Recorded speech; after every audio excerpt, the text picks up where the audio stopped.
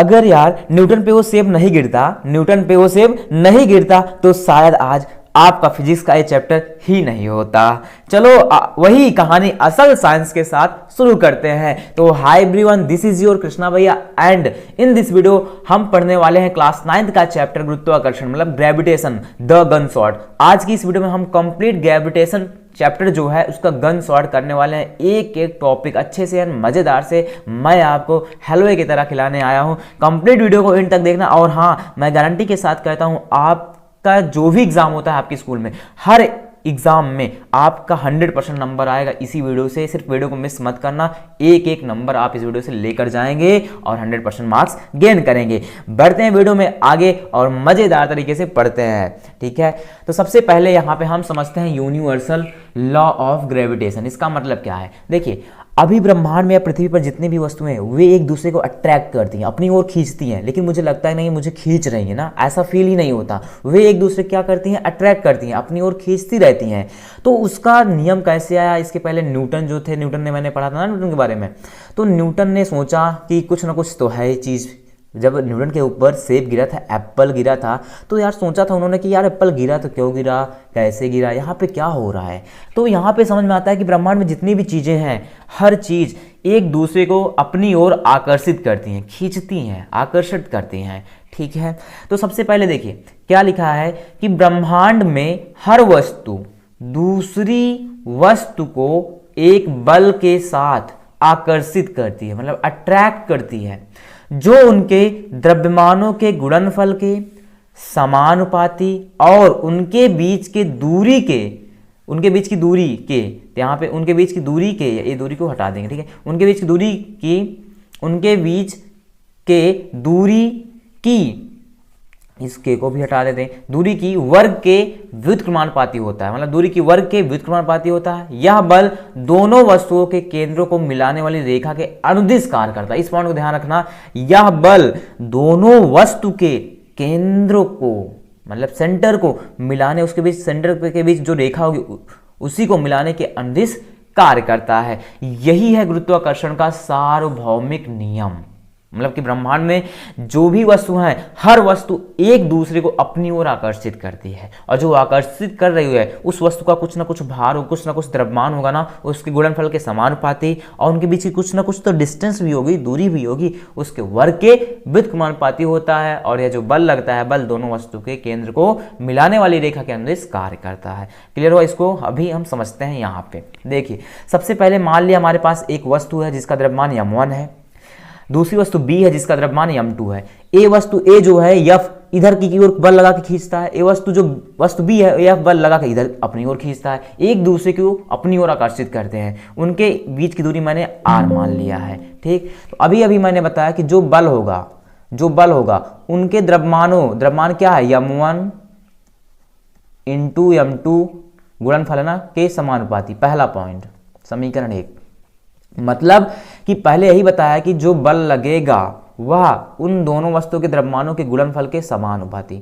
दूसरा बल जो लगेगा उनके दोनों वस्तुओं के बीच की दूरी क्या है, बीच की दूरी स्मॉल आर है, मानिए क्या स्मॉल आर दूरी है, त्रिज्या मत समझ लेना, ठीक है, ये दूरी है, इसके वर्ग के मतलब स्क्वायर के व्युत्क्रमानुपाती। व्युत्क्रमानुपाती का मतलब बटा, ठीक। जब मैं इसको समीकरण 1 प्लस समीकरण 2 ऐड करूंगा, मिलाऊंगा, तो क्या बनेगा, F प्रोपोर्शनल, एक साइड F है, F लिख लूंगा, इसको बोलते हैं प्रोपोर्शनल मतलब समानुपाती, ऐसे लिख लेंगे। और m1 और इंटू m2 ऊपर आ जाएगा, नीचे क्या बचा, r², ठीक।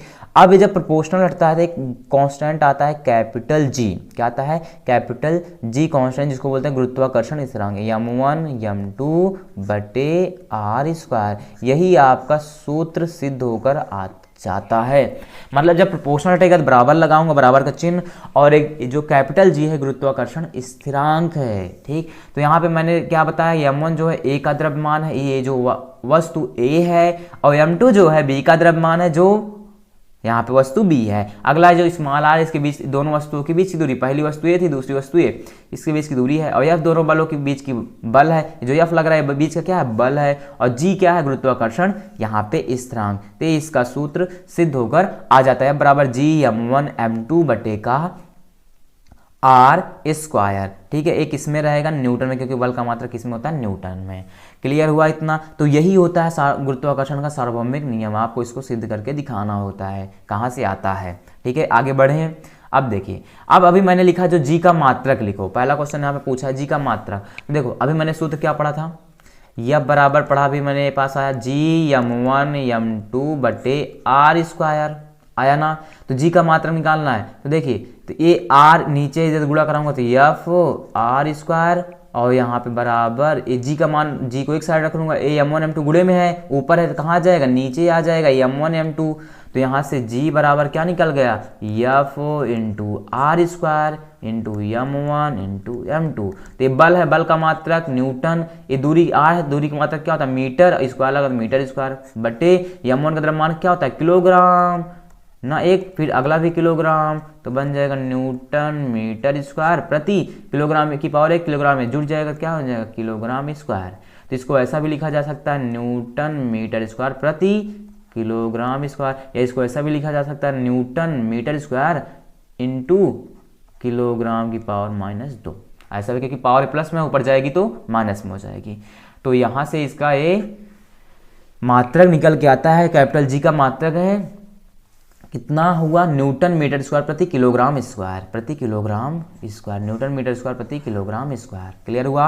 अब देखिए एक सवाल है, गुरुत्वाकर्षण बल ज्ञात करो। एक सवाल है, जैसे मान लो यहाँ पे एक वस्तु है, मान लो एक टीना है, एक ईना है, टीना बीना खड़ी है ना, इसका द्रव्यमान, टीना का द्रव्यमान 50 किलो, टीना 50 किलोग्राम, और ये मीना कैसी है 40 किलोग्राम, 1 किलोग्राम है। इनके बीच बल बताना कितना बल लग रहा है। अब मान लो कि मैंने इनके बीच की दूरी कितना दे रहा हूँ, इनके बीच की, चलो मैं दूरी दे रहा हूँ आपको कि इनके बीच की दूरी ले रहा हूँ 2 मीटर, 2 मीटर की दूरी पे खड़ी है। ठीक है, तो बल बताना है। अभी मैंने सूत्र क्या पढ़ा था, F बराबर g(m1 m2 बटे r स्क्वायर। अब ये g है क्या, तो देखिए यहीं पे आप g याद कर लीजिए, जो कैपिटल G है यहाँ पे मैं लिख देता हूँ पीछे, यहाँ पे जो कैपिटल G है इसका वैल्यू होता है 6.67 गुणे 10 की पावर -11 न्यूटन मीटर स्क्वायर प्रति किलोग्राम स्क्वायर। ये इसकी वैल्यू होती है, ये स्थिरांक है, इसका मान होता है, फिक्स होता है 6.67 गुणे 10 की पावर -11 न्यूटन मीटर स्क्वायर प्रति किलोग्राम स्क्वायर। याद रखे रहना, ठीक है, जहां भी कैपिटल जी दिखेगा वहां पे वैल्यू रखेंगे।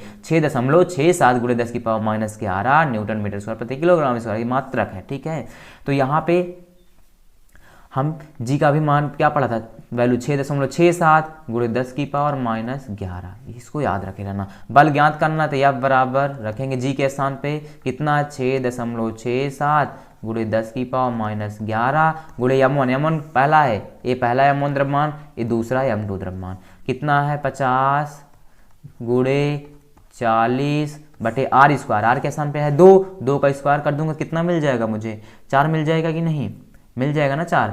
अब इसके बाद इसको लिखता हूँ, देखो यहाँ से ये 2 जीरो से, ये 2 जीरो है पीछे से, देखो यहाँ पे 2 अंक बाद दशमलव काट देंगे, कितना बचेगा 6 गुणे 5 का 4 में गुणा कराऊंगा 5 चौक 20, और यहाँ पे बगल में 10 की पावर -11 लिख लेते हैं, नीचे बटे में क्या आएगा 4। ठीक, अब उसके बाद क्या करना है, जब आप इसका यहाँ पे क्या है मेरे पास 4 से इसको काट देता हूँ, 4 पंचे 20, तो कितना आएगा 6 गुणे 5 गुणे 10 की पावर -11। जब आप इसका 5 में गुणा करा देंगे, तो जब आप इसका 5 में गुणा कराएंगे तो क्या आ जाएगा पता है, देखो अभी मैंने क्या बोला कि 2 जीरो था ना, अच्छा 50 था या 40 था, तो मैंने इसको 2 जीरो से खत्म किया, 5 चौक गुणा करा, 5 चौक 20, मतलब 4 पंचे 20 काटा, 5 का इसमें गुणा करा दो, 5 7 35 की 5 हासिल 3, 5 छंग 30, 30 3 33 3 हासिल 3, 5 छंग 30, 30 3 33 गुणे 10 की पावर -11, यही इसका क्या हो जाएगा, बल का मान हो जाएगा, बल का सूत्र, बल का ये वैल्यू हो जाएगा, बल का मात्रक क्या होता है न्यूटन। तो यहाँ से मैंने इसको ज्ञात कर लिया, समझ में आएगा नहीं, तो यहाँ से यहाँ, फिर यहाँ से यहाँ चला, यहाँ से नीचे चला आया, तो इसका सवाल का आंसर हो जाएगा। क्लियर हुआ? आगे बढ़ते हैं। अब देखिए ये थोड़ा सा कंसेप्चुअल सवाल है, इसको ध्यान से समझना क्या है कि मेरे पास एक ऑब्जेक्ट है जिसका जो 2 किलोग्राम का है, और एक अगला ऑब्जेक्ट है जो 5 किलोग्राम का है, उसके बीच 7 मीटर की दूरी है उसके बीच, और यहाँ पे जो 2 मीटर लगा है, इस जो वस्तु है 2 मीटर की है, ये जो वस्तु है 4 मीटर की है। तो यहाँ पे मुझे बताना है कि यहाँ पे बल कितना लग रहा है, कितना बल लग रहा है। तो देखो जरा, सबसे पहले यहाँ पे दूरी क्या है, अगर मैं देखूँ तो दूरी यहाँ पे दिख रही है मुझे 7 r बराबर हम रख लेंगे 7 ना, फिर वहीं पे और पहला द्रव्यमान दिया है m1 बराबर 2, m2 बराबर कितना दिया है 5, ये पहला द्रव्यमान है दूसरा द्रव्यमान, ठीक है। तो इसको रखने के बाद हम कैसे सॉल्व करेंगे, तो यह बराबर क्या होता है सूत्र, Gm1 m2 बल ज्ञात करना बटे r स्क्वायर, ठीक। तो यहाँ पे यह बराबर g का मान, g में ही आंसर आ रहा, देखो 4 ऑप्शन है, g में ही रहेगा। m1 का मान कितना 2 गुणे m2 का मान है 5, नीचे r का मान है दूरी 7, 7 का स्क्वायर कर देना, 5 दूनी 10, 10g और 7 के स्क्वायर 49। तो आप यहाँ पे लगा देंगे आंसर, तो यहाँ पे आप लगा देंगे ना, लेकिन ये आंसर गलत हो जाएगा, गलत हो जाएगा। क्यों गलत हो जाएगा, इसलिए कि यहाँ पे मैंने जो दूरी ली है 7 मीटर, ये 7 जो बल लगता है गुरुत्वाकर्षण वह केंद्र पे लगता है, किस पे लगता है, केंद्र पे लगता है, ठीक है, किस पे लगता है, केंद्र पे, इसीलिए गलत हो जाएगा। तो इसका सही तरीका क्या है, तो सबसे पहले देखिए यहाँ पे सबसे पहले ये 2 मीटर है ना, तो यहाँ से जब मैं इस रेखा को यहाँ तक मिलाऊंगा तो इसके केंद्र पे आएगा, तो पूरा बॉक्स 2 मीटर है, तो यहाँ से 2 मीटर को आधा करूंगा तो 1 मीटर इसमें आएगा और 1 मीटर इसमें आएगा कि नहीं, तभी तो 2 मीटर पूरा बॉक्स बनेगा। तो एक केंद्र तक लेना है मुझे, केंद्र तक 1 मीटर और ये पूरा कितना 4 मीटर, तो यहाँ पे केंद्र तक इसको लाइन को मिलाऊंगा तो ये लाइन पूरे 4 पूरी कितना मीटर है 4, इसका 4 का आधा क्या बनेगा 2 मीटर बनेगा कि नहीं। तो यहाँ से दूरी क्या निकल के आएगी, टोटल 1 मीटर ओ प्लस ए 7 प्लस ए 2, तो 7 2 9 9 1 10, कितना आ जाएगी दूरी 7 2 9 9 और 1 10। यहाँ पे दूरी मेरे पास कितना हो जाएगा 7 2 9 9 और 1 कितना हो जाएगा 10 हो जाएगा कि नहीं। तो अब उसके बाद क्या करना है मुझे, तो यहाँ दूरी मिल गई, ठीक है। अब उसके बाद मेरा काम क्या है कि अब मुझे बल ज्ञात करना ना, तो F बराबर ज्ञात करना है आपको, तो सूत्र लगाओ F बराबर Gm1 m2 बटे r स्क्वायर। तो यहाँ से क्या हुआ, यहाँ से मैं सॉल्व कर रहा हूँ, ठीक है। तो F बराबर G ऐसे रख लेना, m1 का मान कितना है m 2 किलोग्राम, फिर m2 कितना है 5 किलोग्राम, दूरी कितना है 10 मिली ना अब दूरी, तो यहाँ से ही कॉन्सेप्ट था थोड़ा सा, 10 का स्क्वायर करूँगा तो 10 का स्क्वायर 100, तो यहाँ से F बराबर G 5 दूनी 5 का 2 में कराऊंगा 10, नीचे 100, 1 0 से 1 0 कैंसिल, तो F बराबर कितना निकल जाएगा G बटे 10, तो बल लगेगा यहाँ पे G बटे 10, ये आंसर होगा। दूसरा गलत हो जाएगा, क्योंकि जो बल लगता है अभी मैंने बताया था उसके केंद्र पे लगता है, केंद्र पे, तो इसको मुझे मिलाना पड़ेगा केंद्र तक, यही थोड़ा सा कंसेप्ट था। क्योंकि ये 2 मीटर है पूरे बॉक्स की लंबाई ना, तो ये आधा केंद्र तक लाऊंगा तो ये 2 मीटर है, तो आधा बटेगा तो 1 मीटर, ये भी जब 4 मीटर है तो आधा बटेगा 2 मीटर, 2 ए जुड़ेगा 7 ए जुड़ेगा 1 ए, क्योंकि केंद्र से दूरी मापी जाती है ना गुरुत्वाकर्षण में, केंद्र से, समझ गए। तो दूरी आ गई 10, सूत्र का Gm1 m2 बटे r स्क्वायर, तो r का मान 100 है और G पहला द्रव्यमान कितना है m1 का 2, दूसरा 5, बस क्लियर। आगे बढ़ता हूँ। अब देखिए ये कंसेप्ट क्या है, यह प्रोपोर्शनल 1 बटे r स्क्वायर, इसका मतलब क्या, अभी यही अगर जो बल है वो बल अगर बढ़ता है, बल बढ़ाऊंगा तो दूरी क्या होती है घटेगी ना। अभी जो मैंने पढ़ा था गुरुत्वाकर्षण नियतांक से, यही तो सूत्र पढ़ा था, देखो यह प्रोपोर्शनल 1 अपान r स्क्वायर पढ़ा था ना दूसरे पॉइंट में, अगर बल बढ़ेगा तो दूरी घटेगी। तो यहाँ से क्या कंसेप्ट है, दूरी 2 गुना, दूरी 2 गुना का मतलब क्या है, यहाँ पे देखो यहाँ पे दूरी को 2 गुना कर रहा हूँ तो 2 गुना, तो स्क्वायर करूंगा तो F बराबर कितना हो जाएगा 1 बटे 4। तो अगर दूरी आप दुगुना करते हैं तो बल 1 बटे 4 मतलब 1/4 लगेगा। अब दूरी 3 गुना, जब 3 गुना दूरी करेंगे तो यहाँ पे F बराबर यहाँ पे रख सकते हो 3 का स्क्वायर, दूरी क्योंकि r थी 3 का स्क्वायर 9, तो F कितना हो जाएगा 1/9, तो मतलब दूरी अगर 3 गुना करोगे तो 1/9 हो जाएगा। अब दूरी आधी का मतलब क्या है, तो F बराबर क्या है 1 बटे r स्क्वायर, आधा का मतलब एक r के स्थान पे 1 बटे आधा का मतलब क्या होता है, आधा का मतलब 1/2, क्या होता है आधे का मतलब 1/2। इसका स्क्वायर करूंगा तो 1 बटे 1 का स्क्वायर 1 और 2 का स्क्वायर करना है, 2 का स्क्वायर 4, तो 4 नीचे ऊपर चला जाएगा, तो F बराबर कितना मिल जाएगा 4। इसका मतलब ये है कि अगर आप दूरी आधी करते हैं तो F बल जो है 4 गुना हो जाएगा। इसी सूत्र में रख रहा हूँ, बल कितना हो जाएगा 4 गुना हो जाएगा, समझे।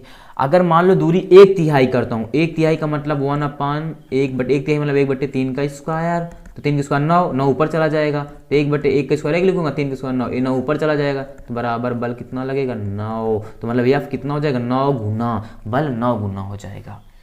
समझ रहे हो नहीं, थोड़ा सा कंसेप्ट है, क्योंकि जब न्यूमेरिकल बनता है तैसे थोड़ा सा लॉजिक उसमें डाल दिया जाता है, ठीक है।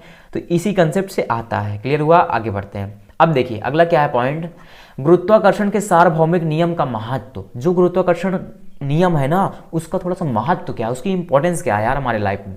में क्या है पहला पॉइंट, चंद्रमा पृथ्वी की चारों ओर गति करता है। बात सही है कि जो चंद्रमा वो पृथ्वी के चारों ओर घूमता रहता है। कभी आपने सोचा यार ये पृथ्वी जो है, पृथ्वी के चारों ओर जो चंद्रमा घूम रहा है, ये नीचे क्यों नहीं गिर जाता, क्यों ऊपर ही घूमता रहता है यार, नीचे आ जाए, मैं भी देख लूँ थोड़ा चंद्रमा, है ना। तो हाथों से टच करके उस तरह देख ही रहा है। तो मतलब कि क्या हुआ कि रीज़न क्या है कि वहाँ पे गुरुत्वाकर्षण बल लग रहा है, ग्रेविटेशन फोर्स लग रहा है। तो दूसरा पॉइंट क्या है, सूर्य के चारों ओर ग्रहों की गति, जो सूर्य है, सन है, उसके चारों ओर क्या होते हैं, जो प्लैनेट्स होते हैं रिवॉल्व कर रहे हैं, घूम रहे होते हैं ना, चारों ओर घूम रहे होते हैं। तो ये भी कभी नहीं होता कि यार जो प्लैनेट घूम रहे हैं आ जाए एक दूसरे सूर्य से टकरा आ जाए, तो ना, तो ऐसा भी नहीं होता क्योंकि उसको ग्रेविटेशन वहाँ पे फोर्स लग रहा है। दूसरा पॉइंट हुआ। तीसरा क्या है कि वह बल जो हमें पृथ्वी से बांधता है, वही बल मतलब कि जो हमें पृथ्वी से जोड़े रखता है। आप पृथ्वी पे खड़े हो, ठीक है, क्या आप कभी ने सोचा कि मैं पृथ्वी पे कहे चल पा रहा हूँ, कहे दौड़ पा रहा हूँ, कहे हमेशा खड़ा रहता हूँ, कहे उड़ नहीं जा रहा हूँ पृथ्वी से, ऐसा सोचा है? नहीं, क्योंकि उस पृथ्वी पर एक बल लग रहा है और दैट बल is known as gravitation force. मतलब वह बल किसके नाम से जाना था, गुरुत्वाकर्षण बल के कारण, जिससे हमें पृथ्वी पर बांधे रहता है। अगला है चंद्रमा और सूर्य के कारण आने वाले ज्वार भाटे, जो चंद्रमा और सूर्य के कारण ज्वार भाटे आते हैं वो भी किसके कारण आ रहे हैं, गुरुत्वाकर्षण बल के कारण आ रहे हैं। क्लियर हुआ इतना पॉइंट? आगे बढ़ते हैं। अगला है पृथ्वी के चारों ओर चांद की गति। इसमें क्या है, किसी भी वस्तु को गोल रास्ते में घूमने के लिए एक बल की जरूरत होती है। मान लो एक बॉल ले लिया, आप गोल रास्ते में घुमा रहे हैं, तो उसमें एक बल की जरूरत होती है जिसे अभिकेंद्री बल कहते हैं, जिसे सेंट्रीपिटल फोर्स कहते हैं। मतलब अभिकेंद्री बल, मतलब कोई भी वस्तु है उसको अगर आप गोल गोल रास्ते में घुमा रहे हैं, गोल गोल रास्ते में घुमा रहे हैं, ठीक है, तो उसमें एक बल की जरूरत होती है जिसे हम लोग अभिकेंद्री बल कहते हैं। तो देखिए यह बल गति की दिशा, मतलब कि गति की दिशा मतलब वेग की दिशा बदलता है, हर दिशा में बदलता रहे, जैसे आप घुमाएंगे उसकी दिशा बदलती रहेगी। दूसरा पॉइंट क्या है, यह बल हमेशा वृत्त के केंद्र की ओर काम करता है। कहाँ? सेंटर पे। मान लो एक बल लगा रहा, आप इसके सेंटर पे काम करता है। कहाँ पे? सेंटर पे काम करता है। अभी मैं इसको चित्र के माध्यम से समझता हूँ, ठीक है। दूसरा पॉइंट क्या है, इस बल के होने पर वस्तु एक सीधी लाइन या वस्तु की स्पर्श रेखा पर उड़ जाएगी। मतलब वस्तु अगर जैसे आप छोड़ते हैं, बल के होने पर जैसे आप छोड़ेंगे, बल लगा के छोड़ेंगे तो एक दूर भाग के गिरेगी। अभी मैं इसका एग्जाम्पल दिखाता हूँ, यहाँ पे चित्र मैंने बनाया, देखिए यहाँ पे। जैसे देखो, मान लो एक यहाँ पे इनका क्या नाम दे दूं, मान लो एक लड़का है, एक लड़का खड़ा है यहाँ पे, ठीक है, खड़ा है और वहाँ पे एक हाथ में अपने एक बॉल को लिया है। जैसे आपको बचपन में बताता हूँ, आप बचपन में हम लोग मेला देखने जाते थे, एक बॉल लाते थे, छोटी सी बॉल होती थी, उसमें लाइट जलती थी, उसमें धागा बंधा रहता था, डोरी बंधी रहती थी। जब मैं उसको नचाता था, खींचता था, जैसे नचाता था तो क्या होता था वहाँ पे, तो पता है लाइट जल्दी लगती थी ना उस बॉल की, ऐसे गोल गोल मेरे सिर के ऊपर घूमती रहती थी, ऐसे घुमाता था ना, ऐसे घुमाता था। तो बचपन में ऐसे किया है कि नहीं? तो मतलब ये लड़का है, ये लड़का एक ऑब्जेक्ट को, इस बॉल को अपने एक हाथ से पकड़ के घुमा रहा है। जब ये घुमाएगा तो ऐसे चारों ओर वृत्त के सर्कल में घूमेगा कि नहीं, ऐसे चारों ओर घूमता जाएगा ना, चारों ओर घूमता जाएगा ना ऐसे। तो ये जो घूमेगा तो यहाँ पे ये वस्तु इस सेंटर की ओर बल लगाएगी, इसकी ओर बल लगाएगी, इसकी ओर बल लगाएगी, यहाँ पे F बल है। अगर मान लो यहाँ पे आ गया तो इसकी दिशा ये बदल जाएगी, नहीं दिशा बदल जाएगी, लेकिन बल इधर लगेगा, बल इधर लगेगा। फिर इधर आ गई तो इसकी दिशा ए हो गई, तो बल लेकिन अंदर की ओर सेंटर की ओर लगेगा। फिर इधर आ गई तो इसकी दिशा ए बदल गई और लेकिन बल सेंटर की ओर लगेगा। फिर इधर आएगी तो इधर बल लगेगा और दिशा बदल जाएगी। तो मतलब क्या हो रहा है, इसकी दिशा वेग बदल रहा है, लेकिन और बल जो लग रहा है वो सेंटर की ओर लगेगा, मतलब केंद्र की ओर, इसकी केंद्र की ओर बल लगेगा, तो वही सेंट्रीपिटल फोर्स। और फिर जब आप घुमाते घुमाते घुमाते घुमाते इस वस्तु को छोड़ देंगे तो दूर एक दिशा में जाके गिर जाएगी, क्योंकि जिस दिशा में रहेगी उसी दिशा में, जब घुमा रहा हूं तो जिस दिशा से छोड़ा तो उसी दिशा में जाके मूव से गिर जाएगी, क्योंकि मैंने बल लगाया तो दूर जाके गिर गई। क्लियर हुआ कि नहीं? तो लड़का खुश, मेला है भाई, मेला आज लाएंगे, आज फिजिक्स का प्रैक्टिकल करने वाले हैं। आप प्रैक्टिकल करना चाहते हो, एक डोरा लेना, धागा, उसमें थोड़ी सी पत्थर, एक थोड़ा सा पत्थर बांध देना, पत्थर बांध के उसको अपने सिर के ऐसे ऊपर घुमाना, ऐसे घुमाता। जब आप बल लगाते रहते हैं तो आपको रस्सी अपने ओर खींचते रहते हैं ना, फिर जैसे छोड़ेंगे तो रस्सी दूर जाके उस ऑब्जेक्ट के साथ, उस पत्थर के साथ दूर जाके गिर जाएगी एक दिशा में। क्लियर हुआ? प्रैक्टिकल कर लेना, ठीक है, घर पे जरूर करना। आगे बढ़ते हैं। अब देखिए अगला क्या है concept, motion of planets around the sun. मतलब कि गति हमें समझना है कि जो सूर्य के चारों ओर यार प्लैनेट होते हैं वो कैसे गति करते हैं, कैसे घूमते हैं। तो देखो जरा, एक सूत्र होता है यह बराबर, हमने पहला चैप्टर में पढ़ा था, यह बराबर यम में, यम होता है बल, यम होता है द्रव्यमान, ए होता है त्वरण। जरा समझो, यहाँ पे क्या है, सन। अगर ये सन है और ये इसके क्या है, प्लानट है, तो इसका मतलब क्या होगा, सन अपनी ओर खींचेगा, बल लगाएगा ना। तो अभी मैंने गुरुत्वाकर्षण का ये नियम पढ़ा कि जो सन है, सूर्य ग्रहों को अपनी ओर खींचता रहता है, खींचता रहता है, तो मतलब धीरे धीरे खींचता रहता है। तो ये चारों ओर, इसके चारों ओर क्या करते हैं, ये सारे प्लानट हैं, ये सभी प्लानट इस सूर्य के चारों ओर क्या करते हैं, अराउंड घूमते रहते हैं ना, घूमते रहते हैं। तो एक कभी इसमें क्यों नहीं आकर गिर जाता, ये भी क्यों इसमें, सूर्य में क्यों नहीं गिर जाता, गिरता नहीं है, क्योंकि यहाँ पे देखो, अगर मैं ए का मान निकालूंगा, ध्यान समझना लॉजिक है, अगर यहाँ पे थोड़ा सा ए का मान निकालूंगा, एम गुणे में है, इधर आ जाएगा बटे में है ना, क्योंकि एम एफ के बटे में आ जाएगा। तो यहाँ से समझो, अगर त्वरण, मतलब त्वरण का मतलब क्या है, एक प्रकार का वेग, अगर त्वरण बढ़ेगा तो द्रव्यमान कम होना चाहिए। अगर द्रव्यमान, यहाँ पे मैंने पॉइंट लिया, अगर द्रव्यमान ज्यादा है तो त्वरण कम होना चाहिए। तो देखो, सूर्य जो है, सूर्य बहुत भारी है, बहुत, इसका द्रव्यमान ज्यादा है, तो इसका त्वरण कम होगा, धीरे धीरे त्वरण, मतलब धीरे धीरे खींच तो नहीं पाएगा, लेकिन वो बल अपनी ओर खींचता रहता है, लगाता है ना, क्योंकि सूर्य का द्रव्यमान ज्यादा है। जब द्रव्यमान ज्यादा है तो उसका त्वरण कम होगा, किसका, इस ऑब्जेक्ट का द्रव्यमान त्वरण कम होगा, तो धीरे धीरे खींच ही नहीं पाएगा, इसीलिए वो ऑब्जेक्ट वो उधर आके गिर नहीं जाता। मान लो मैं बोल दिया कि आप, ठीक है, आपको एक बड़ा सा पत्थर दे दिया, आपको इसमें एक बड़ा सा 50 किलोग्राम का आपको एक पत्थर दे दिया, आपको मैं बोला अपनी ओर खींचो, तो यार आप अपनी ओर खींचोगे, लेकिन उसका द्रव्यमान क्या हुआ, यम, द्रव्यमान ज्यादा हो गया, तो आप बहुत तुरंत, बहुत कम स्पीड से खींच पाएंगे ना, बहुत कम, यहाँ पे आप ठेल भी नहीं सकते ठेल भी नहीं सकते, ठीक है, क्योंकि उसको टच करेंगे, अरे भाई बहुत दम लग रहा है, बहुत खाते पीते वैसे नहीं, तो है ना, तो बहुत दम लगेगा, तो वहाँ पे क्या होगा, त्वरण कम होगा। तो इसका मतलब रीजन यही है कि जिसका द्रव्यमान जितना ज्यादा होगा उसका त्वरण उतना ही कम होगा, मतलब उसको कम वेग से खींचा जा सकता है, मतलब कि वो आ नहीं सकता, वहीं पे रहेगा, लेकिन बल तो लग रहा है, क्योंकि ये इसको इसकी ओर लगेगा, ये इसकी ओर, ये अपनी ओर खींचेगा। लेकिन क्या सोचो, अगर तुम सोचो, ये क्या प्लानट जिसको सूर्य को नहीं खींच सकता था, खींचता है ना, ऐसा लगता है, लेकिन सूर्य का द्रव्यमान बहुत ज्यादा होता है, तो जब सूर्य का द्रव्यमान ज्यादा, त्वरण बहुत कम होगा, त्वरण बहुत कम होगा तो अपनी ओर खींचने में खींच ही नहीं पाएगा। और यही रीजन होता है, और जो सूर्य के जो प्लानट यहाँ पे घूम रहे हैं चारों ओर, इसी की ओर झुके रहते हैं, क्योंकि सूर्य का क्या है, द्रव्यमान ज्यादा है, तो तुरंत कम लगेगा, ये आराम से अपनी ओर खींचे रहता है, इसीलिए सूर्य के चारों ओर चक्कर लगाते रहते हैं। सूर्य पे डिपेंडेंट है, सूर्य जो मुझसे कर रहा है मैं ऐसे करूंगा, है ना, तो सूर्य अपनी ओर खींचता रहता है। तो यही रीजन था कंसेप्ट कि अगर द्रव्यमान किसी चीज वस्तु का ज्यादा है, ठीक है, तो उसका त्वरण बहुत कम होगा। क्लियर हुआ। अब यहाँ पे हमारा अगला टॉपिक है, क्या है, भार। भार बोलते हैं वेट। अब यहाँ पे ओ वाला भार मत समझना कि मैं 100, वो में बोलते हैं ना, मैं 500 किलो की हूँ, मैं 100 किलो की हूँ, मैं 200 किलो की हूँ, तो वो वाला भार नहीं है, ठीक है, यहाँ पे कि मैं 200 किलो की, मैं 40 किलोग्राम की हूँ, तो वो वाला भार मत समझ लेना, ठीक है। तो देखिए, भार कहते किसे हैं, वेट क्या होता है, व्हाट इज द वेट। देखिए, वह बल जिससे पृथ्वी किसी चीज को अपनी ओर खींचती है वही है भार। मतलब भार एक प्रकार का क्या है, बल, एक प्रकार का फोर्स है, जिससे पृथ्वी किसी वस्तु को अपनी ओर खींचती है, उसे हम कहते हैं भार। इसे कैपिटल W से व्यक्त करते हैं। सूत्र क्या होता है, कैपिटल W बराबर mg। W बराबर क्या होगा, m इंटू जी, ठीक। अब W को बोलते हैं भार, m को क्या बोलेंगे, द्रव्यमान, और g क्या है यहाँ पे, गुरुत्वाकर्षण के कारण त्वरण है, गुरुत्वीय त्वरण जिसको बोलते हैं। अगर मैं इसका मात्रक निकालूं तो क्या बनेगा, मात्रक इसका क्या बनेगा पता है, मात्रक इसका बनेगा न्यूटन, क्योंकि भार का मात्रक क्या है, न्यूटन, क्योंकि n से व्यक्त करते हैं, क्योंकि भार एक प्रकार का जब बल है, जब भार एक प्रकार का बल है तो बल है, ठीक है, तो बल का मात्रक क्या होता था, याद किए थे, न्यूटन, तो भार का भी मात्रक क्या बनेगा, न्यूटन बनेगा। समझ में आया कि नहीं। तो उसी प्रकार जो स्मॉल जी है यहाँ पे, इसका मान होता है 9.8 मीटर प्रति सेकंड स्क्वायर, लगभग पृथ्वी की सतह पर इसका ये मान होता है। या कहीं कहीं किसी सवाल में हम ले लेते हैं जी का मान लगभग में 10 मीटर प्रति सेकंड स्क्वायर, वो सवाल में दिया रहता है, ठीक है, नहीं तो मुझे 9.8 ही लेना होता है अगर सवाल में 10 नहीं दिया होता है, वो बताया रहता है लगभग में आप इतना ले लेते हो, तब भी आंसर गलत नहीं आता है।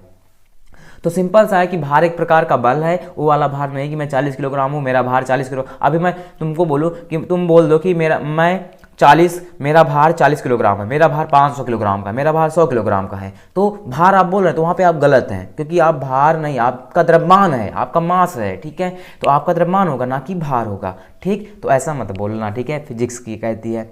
आगे बढ़ते हैं, तो देखो अब हम समझते हैं थोड़ा सा कैलकुलेट द वैल्यू ऑफ जी का मान हम कैलकुलेट करते हैं। तो देखिए कैसे कैलकुलेट, एक फॉर्मूला मैंने पढ़ा था अभी पीछे पढ़ा था, यफ बराबर जी यम, ठीक है, और कैपिटल एम बटे स्मॉल आर का स्क्वायर, यही पढ़ा था ना, ठीक है, त्रिज्या आर स्क्वायर है। अब उसी को मैं अगर मान लो कि मैं इसी को कैपिटल आर स्क्वायर ले लिया, ठीक है, त्रिज्या। अब अभी मैंने पढ़ा था डब्ल्यू बराबर एक किसके आएगा, भार, डब्ल्यू एक प्रकार का क्या है, बल, तो दोनों बराबर आएंगे ना, डब्ल्यू बराबर एफ, क्योंकि बल एक दोनों है। तो जैसे मैंने पढ़ा था सूत्र एफ बराबर एम इंटू ए, ठीक है, पढ़ा था ना ये सूत्र, उसी प्रकार एफ बराबर मैं इसको लिख सकता हूँ एम जी भी, और डब्ल्यू बराबर मैं क्या पढ़ा था, एम जी, डब्ल्यू बराबर एम जी पढ़ा था ना, तो यहाँ पे एफ के स्थान पे एम जी रख सकता हूँ, एम जी बराबर जी स्मॉल एम कैपिटल एम बटे आर स्क्वायर, स्मॉल एम से स्मॉल एम कैंसिल, स्मॉल जी बराबर क्या हो जाएगा, जी कैपिटल एम बटे आर स्क्वायर, ए जी का मान परिवर्तन आ जाएगा, जी का क्या निकल जाएगा, सूत्र निकल जाएगा, क्योंकि एफ बराबर होता है जी स्मॉल एम कैपिटल एम बटे आर स्क्वायर होगा ना। उसी प्रकार जिस प्रकार डब्ल्यू एफ के बराबर है, तो एफ बराबर क्या होता है, मैंने सूत्र जाना है, डब्ल्यू बराबर क्या होता है, एम जी, तो एफ के स्थान पे एम जी रख सकता हूँ ना, क्योंकि डब्ल्यू किसके बराबर है, एफ के, तो ये डब्ल्यू एफ के बराबर है, तो एफ बराबर भी एम जी रख सकता हूँ ना, जैसे के स्थान पे मैंने रख दिया, स्मॉल एम से स्मॉल एम कैंसिल और कैपिटल एम बचा, तो कैपिटल जी कैपिटल एम बटे आर स्क्वायर, ये निकल जाएगा स्मॉल जी का सूत्र। क्लियर हुआ, आगे बढ़ते हैं। अगला है टॉपिक, क्या अगला है, जी के मान में परिवर्तन। देखिए चेंज कैसे होता है उसके स्मॉल जी में। देखिए पृथ्वी, पहला पॉइंट क्या है, ये जितने पॉइंट यहाँ पे लिखे हैं बहुत ही इंपॉर्टेंट पॉइंट है, ध्यान से समझना। पॉइंट नंबर 1 क्या है, पृथ्वी सतह से ऊंचाई के साथ जी घटता है। मतलब आप इस सरफेस पे खड़े हैं, अर्थ पे खड़े हैं, किस पे खड़े हैं, अर्थ पे, पृथ्वी पे, जैसे पृथ्वी सतह से आप ऊंचे जा रहे हैं, ऊंचे जा रहे हैं, ऊंचे जा रहे हैं, ऊंचे जा रहे हैं ना, तो वैसे जी का मान, जो जी का मान है वो घटता है। किसका मान, जी का मान, स्मॉल जी का मान घटता है। अब अगला है पॉइंट, क्लियर हुआ पहला पॉइंट। दूसरा पॉइंट क्या है, पृथ्वी सतह के नीचे, पृथ्वी सतह के नीचे गहराई के साथ जी घटता है। मान लो ये पृथ्वी की सतह है, अर्थ है ना, ये पृथ्वी की अर्थ सरफेस है, अर्थ सरफेस, ठीक है। अब इसके गहराई में नीचे जाएंगे, आप नीचे जाएंगे, पृथ्वी के नीचे खोदते हुए, गड्ढा खोदते हुए नीचे जाएंगे, तो वहां भी जी का मान घटेगा। क्या होगा, घटेगा। दूसरा पॉइंट क्लियर। अगला पॉइंट क्या है, जी का मान ध्रुवों पर सबसे ज्यादा, भूमध्य रेखा पर सबसे कम। ये मोस्ट इंपॉर्टेंट पॉइंट है, इसको याद रखे रहना, बहुत विकल्प में बहुत सारा क्वेश्चन बनता है। जी स्मॉल जी का मान ध्रुवों पर सबसे ज्यादा, ध्रुवों पर सबसे ज्यादा मतलब पोल पर सबसे ज्यादा, और भूमध्य रेखा मतलब इक्वेटर पर सबसे कम होता है। पृथ्वी पूर्ण रूप से गोल नहीं है। इसका रीजन क्या है कि जो पृथ्वी है वह पूर्ण रूप से गोल नहीं है। यही रीजन होता है कि ध्रुवों पे सबसे ज्यादा, भूमध्य रेखा पर सबसे कम। सबसे पहले यहाँ पे मैंने एक पृथ्वी बनाई है, देखो ये गोल नहीं है ना, एक मैंने पृथ्वी बनाई है, और यहाँ पे ये जो रेखा है ए एक्स अक्ष की दिख रहा है, ये वाली रेखा, इस ए वाली, ए यहाँ सेंटर है, सेंटर से मान लो इसका सरफेस यहाँ तक, इसको बोलते हैं त्रिज्या ही बोलते हैं, और ऊपर वाले भाग को भी त्रिज्या। ये जो लाइन इसको बोलते हैं भूमध्य रेखा, इक्वेटर बोलते हैं। तो ये त्रिज्या है, तो कैपिटल आर से त्रिज्या निकाला, और ई है, ई का मतलब अर्थ, मतलब ई से मतलब इक्वेटर बोलेंगे, क्या इक्वेटर, तो भूमध्य रेखा हो गई, मतलब रेडियस ऑफ इक्वेटर।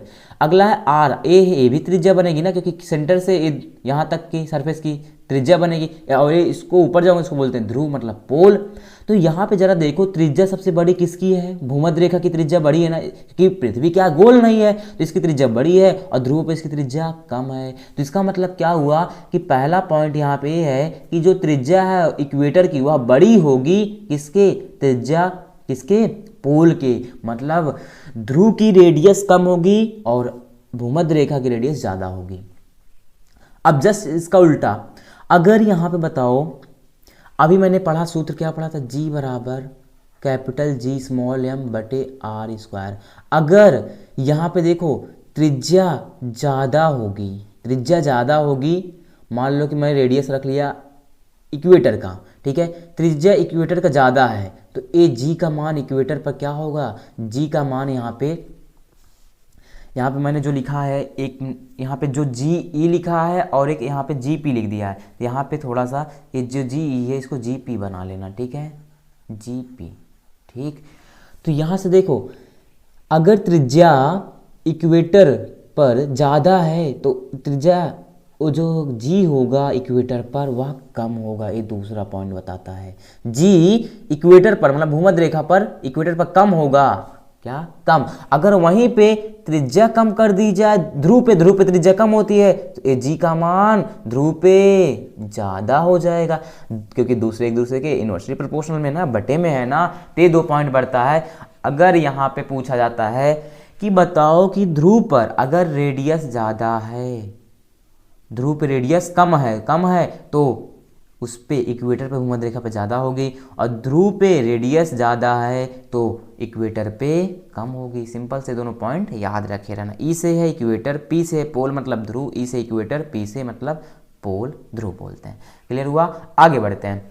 अगला पॉइंट है मेरा गुरुत्व के अधीन गति, मोशन अंडर ग्रेविटी। यार देखो, मैंने एक चैप्टर पढ़ा था जिसमें न्यूटन के नियम वाले में सूत्र कई सारे पढ़ा था, v बराबर u plus a t, v बराबर और वी स्क्वायर बराबर v square plus 2as, and एक और पढ़ा था यू वी बराबर u t plus half a t, या यस बराबर था ना, यस बराबर u t plus half a t square. तो देखिए सबसे पहले यहाँ पे क्या है, सिर्फ वही फॉर्मूला पढ़ा है, वहीं पे थोड़ा सा चेंज करना। देखिए ऊर्ध्वाधर नीचे की ओर गति, 2 पॉइंट में गति होगी गुरुत्व के अधीन। एक ऊर्ध्वाधर नीचे की ओर गति, मतलब कि आप नीचे आ रहे हैं नीचे, और एक ऊर्ध्वाधर ऊपर की ओर गति।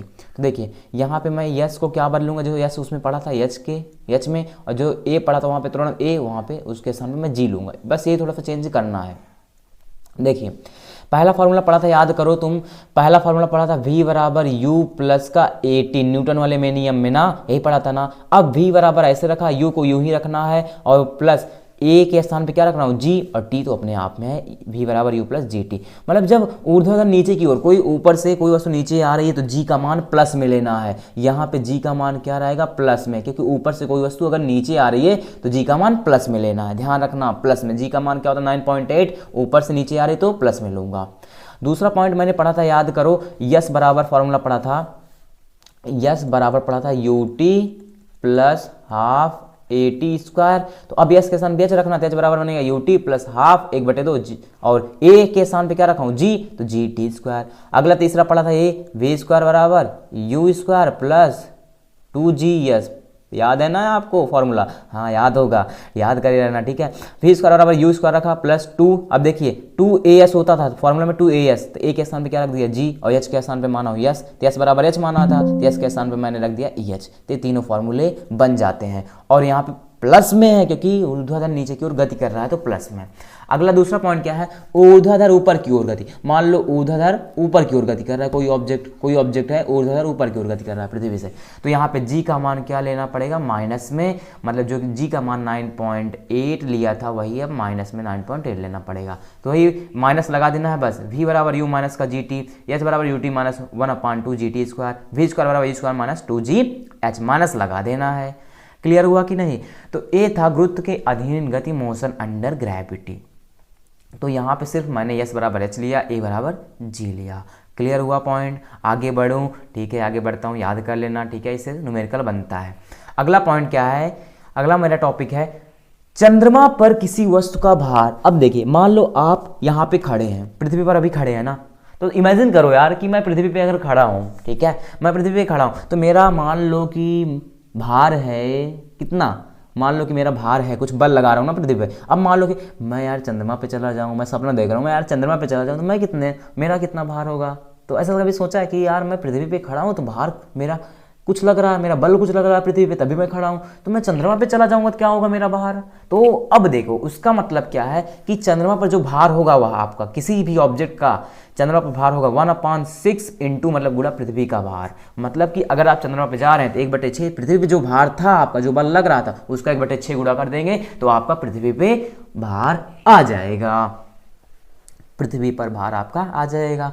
तो मतलब चंद्रमा का जो भार होगा 1/6 गुणे पृथ्वी का भार आता है। अगला पॉइंट है चंद्रमा पर जी का मान। अगर चंद्रमा पर स्मॉल जी का मान पता करूँ तो भी 1/6 इंटू पृथ्वी पर जी का मान। पृथ्वी पर जो जी का मान है उसका 1/6 कर देना है, वही हो जाएगा चंद्रमा पर जी का मान। तो देखिए यहाँ पे डब्ल्यू से क्या होगा भार, यम से क्या है मून, मून का मतलब चंद्रमा, बराबर 1/6, डब्ल्यू से क्या है, डब्ल्यू से भार मतलब वेट जिसको बोलते हैं, और ई से अर्थ। तो यहाँ पे इसको मैं ऐसे, इस पहले वाले फॉर्म को, इस पॉइंट को, इसको मैं ऐसे भी लिख सकता हूँ, मून का जो वेट है 1/6 अर्थ का वेट बराबर होगा। तो उसी प्रकार दूसरा पॉइंट ये है जो था, इसको ऐसे भी लिख सकता हूँ, जो यहाँ पे मून पे जो स्मॉल जी का मान होगा वह बराबर होगा अर्थ पे ई से अर्थ, अर्थ का मतलब स्मॉल जी, पृथ्वी पर जी का मान 1/6 गुना होगा, 1/6 गुना होगा। इंपॉर्टेंट पॉइंट है, न्यूमेरिकल में यूज होता है, समझे रहना, ठीक है। एक नोट पॉइंट मैंने यहाँ पे यार लिखा है, क्या है, ब्रह्मांड में हर जगह द्रव्यमान समान रहता है। आप थोड़ा समझना, देखिए ब्रह्मांड में आप किसी भी जगह चला जाओ, आपका द्रव्यमान, द्रव्यमान का मतलब मास, मास समान रहेगा, लेकिन भार समान नहीं रहेगा, क्योंकि मास और भार अलग अलग होता है, ठीक है। तो क्योंकि हर जगह ब्रह्मांड में, यूनिवर्स में आप कभी भी किसी भी जगह चले जाओ, आपका द्रव्यमान समान रहेगा, लेकिन आपका जो भार होता है वह अलग रहेगा। क्लियर हुआ? आगे बढ़ता हूँ। तो अब देखिए एक न्यूमेरिकल समझता हूँ। यहाँ पे क्या न्यूमेरिकल मेरे पास, न्यूमेरिकल है, देखो न्यूमेरिकल समझते हैं। क्या है कि पृथ्वी और चंद्रमा पर 10 किलोग्राम द्रव्यमान वाली किसी चीज का वजन क्या होगा, तो वजन बताना है ना। तो देखिए सबसे पहला काम, यहाँ पे मुझे द्रव्यमान यम कितना दिया है, 10 किलोग्राम, यम का मान 10 किलोग्राम ऐसे रख लिया। अब मुझे बताना है किस पे, पृथ्वी पर। तो पहले यहाँ पहला पॉइंट है मेरे पास, पृथ्वी पर क्या बताना, वजन, वजन मतलब W का मान बताना है। क्या, W का मान ज्ञात करना है। तो सूत्र क्या था, अभी याद किया, W बराबर mg, पृथ्वी पर यही याद किया था, W बराबर यम, यम का मान कितना है 10, और g का मान नहीं दिया था, मुझे याद था 9.8 रख दूंगा, एक अंक बाद दशमलव, दशमलव से 0 कैंसिल, तो W बराबर भार कितना मिल जाएगा 98। तो यहाँ पे क्या मिल जाएगा 98, मतलब आपका पृथ्वी पर जो भार है वह 98, और भार का मात्रक न्यूटन, 98 न्यूटन है। आप जब भी बोलना कि बोलना मेरा भार पृथ्वी पर 98 न्यूटन है, 40 न्यूटन है, 50 न्यूटन, ना कि बोलना 50 किलोग्राम 40 किलोग्राम, ऐसा ना बोलना, ठीक है। निकल गया पहला पॉइंट। अब दूसरा पॉइंट क्या है, चंद्रमा पर। दूसरा पॉइंट क्या बोला था कि चंद्रमा पर बताना है, तो चंद्रमा पर निकालना है मुझे भार। तो द्रव्यमान दिया है 10 ही किलोग्राम ना, चंद्रमा पे भार निकालना है। तो अभी मैंने सूत्र क्या पढ़ा था यार, सोचो जरा, कि जो चंद्रमा पर जो भार था वह किसके बराबर था, 1/6 गुणा पृथ्वी के भार के ना, पृथ्वी के भार के बराबर था कि नहीं। तो चंद्रमा पर भार निकालूंगा, चंद्रमा मतलब मून मतलब चंद्रमा, भार निकालना WM बराबर 1/6 गुणे पृथ्वी का भार। पृथ्वी का भार कितना निकाला, अभी 98 निकाला ना, तो यहाँ पे गुणा 98 कर देना है। अब इसको काट दूंगा, 16 बार जाएगा, कितना बार जाएगा, 6 का नाम 6, एक यहाँ पे कितना जाएगा 3, 38, 6 छंग 36, फिर 2 बचेगा, पॉइंट लगाऊंगा दशमलव, फिर 20 हो जाएगा, 6 3 18, तो मतलब 16.33 आता चला जाएगा। तो जो भार होगा मून पे वह किसका, पृथ्वी का, कितना, पृथ्वी मतलब कि अर्थ, वो भी भार, पृथ्वी का भार, तो 16.33 हो जाएगा पृथ्वी का भार, मतलब अर्थ का भार। इसका यही आंसर आ जाएगा। अब यहाँ पे लॉजिक देखो कि जब मैं पृथ्वी पे था तो मेरा भार था 98 न्यूटन, और जैसे चंद्रमा पे पहुंचा वैसे भार 16.33 हो गया। इसीलिए कहता हूँ कि भार बदलेगा लेकिन द्रव्यमान नहीं बदलेगा। न्यूमेरिकल समझ में आया ना। जब इसको भाग दिया, काटा, तो वही 16.33 आ गया। ये भी न्यूटन में रखा जाएगा क्योंकि भार का मात्रक न्यूटन होता है। क्लियर हुआ? आगे बढ़ता हूँ। अगला टॉपिक क्या है मेरा, डिफरेंस पढ़ता हूँ। यहाँ पे क्या पढ़ता हूँ, डिफरेंस। ठीक है, तो देखिए डिफरेंस क्या है, द्रव्यमान और, अब समझते हैं द्रव्यमान और भार में अंतर क्या है, difference between mass and weight. अब यहाँ पे थोड़ा लॉजिक समझ लेना, क्योंकि भार अलग है, द्रव्यमान अलग है, दोनों चीजें अपने आप में अलग है। तो द्रव्यमान का मतलब क्या है, द्रव्यमान किसी शरीर में मौजूद पदार्थ की मात्रा है। मान लो कि आपके शरीर में जो भी आपके अंदर, क्योंकि हमारा शरीर पूरा पदार्थ से मिलकर बना है, तो उसके अंदर जो पदार्थ हैं उनकी एक क्वांटिटी, उनकी मात्रा है, वही है द्रव्यमान। यह एक अदिश राशि है। दूसरा पॉइंट, और द्रव्यमान को किलोग्राम में मापा जाता है, और ब्रह्मांड में हर जगह स्थिर रहता है। मतलब कि ब्रह्मांड में, यूनिवर्स में हर जगह द्रव्यमान आपका स्थिर रहेगा, चाहे जहां आप चले जाओ द्रव्यमान आपका वही रहेगा। अगर आप 40 किलोग्राम की पृथ्वी पर हैं तो चंद्रमा पर भी आप 40 किलोग्राम के रहेंगे। ठीक है, स्थिर रहता है। भार क्या कहता है, भार एक प्रकार का बल है। तो भार वह बल है जो पृथ्वी द्वारा अपने केंद्र की ओर खींचने के लिए लगाया जाता है। तो मतलब भार क्या है, एक प्रकार का बल है जो पृथ्वी के द्वारा अपने केंद्र की ओर खींचने पर लगाया जाता है, खींचने के लिए लगाया जाता है। और यह एक सदिश राशि है। इसे किसमें मापा जाता है, न्यूटन में, क्योंकि भार का मात्रक न्यूटन होता है। अब देखिए, वस्तु का जो भार होता है, जो किसी भी ऑब्जेक्ट का भार होता है, अलग अलग स्थान पर बदलता रहता है। अभी मैंने देखा कि नहीं न्यूमेरिकल से, कि जो भार होगा अलग अलग स्थान पे बदलेगा लेकिन द्रव्यमान नहीं बदलेगा। ये था थोड़ा सा इसमें डिफरेंस, अंतर था। समझ में आया कि नहीं?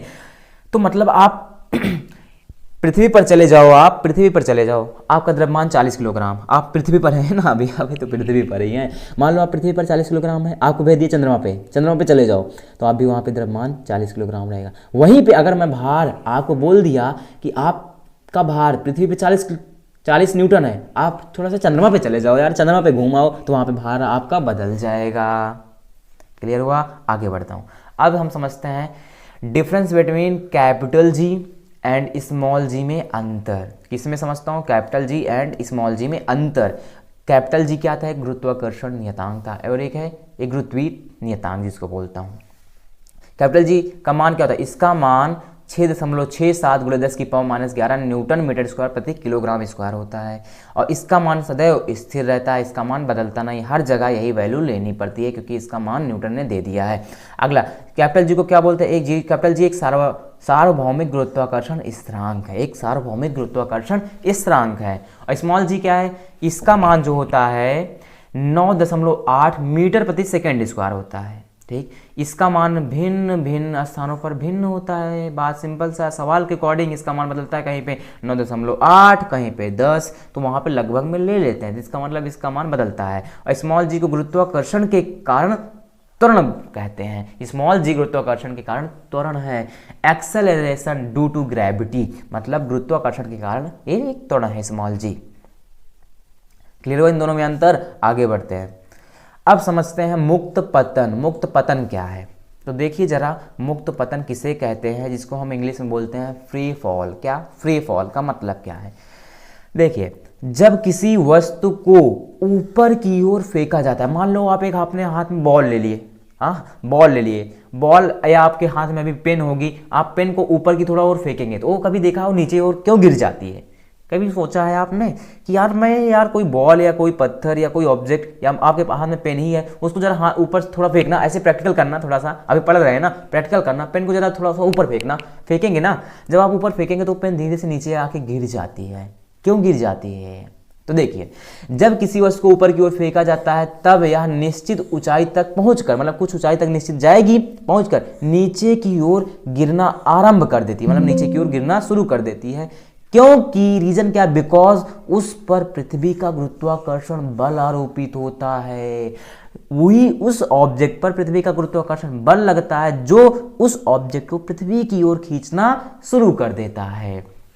मान लीजिए मैंने एक ऑब्जेक्ट को यहाँ से पृथ्वी से ऊपर फेंक दिया, जैसे ऊपर गया थोड़ी देर रुकेगा तो उसकी वेलोसिटी क्या होगी? 0। बेग क्या होगा? 0। जैसे नीचे आएगा, मान लो बेग हो गया 5 मीटर प्रति सेकेंड हो गया, फिर नीचे आएगा तो यही फिर बढ़ जाएगा, मान लो 10 मीटर प्रति सेकेंड हो जाएगा। तो मतलब जैसे ऑब्जेक्ट नीचे आता जाता है उसका बेग बढ़ता जाता है। जैसे ऊपर गया, ऊपर थोड़ी देर गया तो निश्चित ऊंचाई पर गया तो थोड़ा देर विराम में रहेगा तो तुरंत नीचे आएगा ना, तो वेलोसिटी ऊपर में क्या हो रहेगी? 0, बेग 0। लेकिन नीचे आएगा तो बेग बढ़ता जाएगा, क्योंकि जैसे ऑब्जेक्ट नीचे आता जाता है उसे बेग उसका बढ़ता जाता है। तो मैंने एक सूत्र क्या पढ़ा था? F बराबर m इंटू ए। ठीक है, अब वहीं पे एक सूत्र मैंने पढ़ा था, या W बराबर mg। दोनों का भार है ना, इस ऑब्जेक्ट का भार बढ़ता गया तो भार किसके बराबर? W के, मतलब कि जो बल है उस W के बराबर है, भार एक प्रकार का बल है, तो मतलब कि mg बराबर हो जाएगा m के, तो m से कट जाएगा तो g बराबर a के। इसीलिए मैं देखा बताया था ना मैंने कि जो एक्सेलरेशन है, त्वरण है, वह स्मॉल g के बराबर होता है, इसीलिए यहाँ से रीजन है लेता हूँ। तो मतलब कोई भी ऑब्जेक्ट अगर ऊपर से गिरता है तो उसका नीचे आ रही तो उसका वेग बढ़ता जाता है, बढ़ता जाता है। ठीक, आगे बढ़ता हूँ। तो अब यहाँ पे कुछ इंपॉर्टेंट पॉइंट है उसी से रिलेटेड। देखिए, अगर कोई बाहरी बल जैसे हवा का विरोध ना हो तो ठीक ना हो तो एक ही ऊंचाई से गिराई गई किसी भी आकार, तो ना हो तो एक ही ऊंचाई से गिराई गई किसी भी आकार, साइज, वजन की सभी चीजें एक ही समय पर पहुंचेगी। इसका मतलब समझो, एनसीईआरटी क्या कहती है? कहती है मतलब अगर आप कोई वस्तु गिरा रहे हैं वहां पे हवा प्रेजेंट नहीं है, वैक्यूम है, मतलब कि हवा नहीं है, हवा नहीं है। ठीक है, मान लो आप एक बॉटल ले लिए, एक बॉटल ले लिए, ठीक है, उस बॉटल से पूरी हवा निकाल दीजिए। उस बॉटल में मान लो आप एक पत्थर ले लिए, एक कागज ले लिए, ठीक है, उसको यहाँ पे हवा नहीं है, इस बॉटल में हवा प्रेजेंट नहीं है। जब यहाँ पे इसको गिराएंगे तो दोनों एक ही समय पे नीचे गिरेंगे, एक ही समय पे नीचे पहुंचेंगे, चाहे उसका भार कुछ भी हो। तो मतलब यही पॉइंट पहला कहता है कि अगर कोई बाहरी बल जैसे हवा का विरोध ना हो तो एक ही ऊंचाई से गिराए गए किसी भी आकार, कोई भी आकार हो, कोई भी साइज हो, वजन भी कुछ भी हो, वजन की सभी चीजें एक ही समय पर पहुंचेंगी, एक ही टाइम पे पहुंचेंगी। रीजन क्या था कि वहाँ पे हवा ना प्रेजेंट हो, हवा नहीं होनी चाहिए। मान लो कि अभी आप खड़े हो, पृथ्वी पर खड़े होते हैं, यहाँ पे हवा है ना, जब कोई वस्तु ऊपर से गिरती रहती है तो ध्यान दो, हवा भी तो उसको रोकेगी ना ऊपर से, कि ऊपर जा ऊपर जा ऊपर जा ऊपर जा ना, रोकेगी ना। लेकिन वहाँ पे क्या है, अब एनसीईआरटी क्या कहती है, वहाँ पे हवा नहीं होनी चाहिए, तब वहाँ पे चाहे वस्तु 1 किलो को हो, चाहे कागज ले लो, तो साथ में गिरेगी, निश्चित टाइम पे एक ही समय पे पहुँचेगी। दूसरा पॉइंट क्या कहता है, वास्तविक दुनिया में, लेकिन अब आ जाओ रियल वर्ल्ड में, आप फिजिक्स को छोड़ते थोड़ा सा रियल वर्ल्ड में आ जाओ।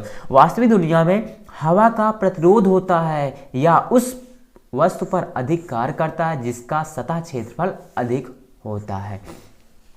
मान लो आपने एक पत्थर ले लिया, इतना बड़ा छोड़ रहा है, ठीक है, वहीं पे आप एक कागज का टुकड़ा इतना बड़ा ले लिए। जब आप इसको गिराएंगे तो पत्थर जल्दी गिर जाएगा, अब इसको गिराएंगे तो उड़ता उड़ता धीरे धीरे उड़ता जमीन पे आएगा ना, पत्थर तो जल्दी गिर गया। रीजन क्या हुआ कि जो हवा थी वहाँ पे प्रेजेंट थी, हवा इस यहाँ पे जो कागज का टुकड़ा था उसको रोकने का प्रयास करेगी, क्योंकि उसका क्षेत्रफल क्या है, क्षेत्रफल ज़्यादा है ना, इसका क्षेत्रफल क्या है कम, तो जल्दी से गिर गया। इसका क्षेत्रफल ज़्यादा तो उस पर हवा प्रेजेंट है ना, पृथ्वी पे हवा प्रेजेंट है, तो हवा धीरे धीरे उसको रोकने का प्रयास करेगी। इसीलिए रियल वर्ल्ड में ऐसा नहीं होता कि दोनों ऑब्जेक्ट एक साथ एक ही समय पर पहुँचेगी, वहाँ पर पहुँचेगी जहाँ पर हवा ना हो, और हवा है तो टाइम लगेगा, अलग अलग समय पर पहुँचेगी।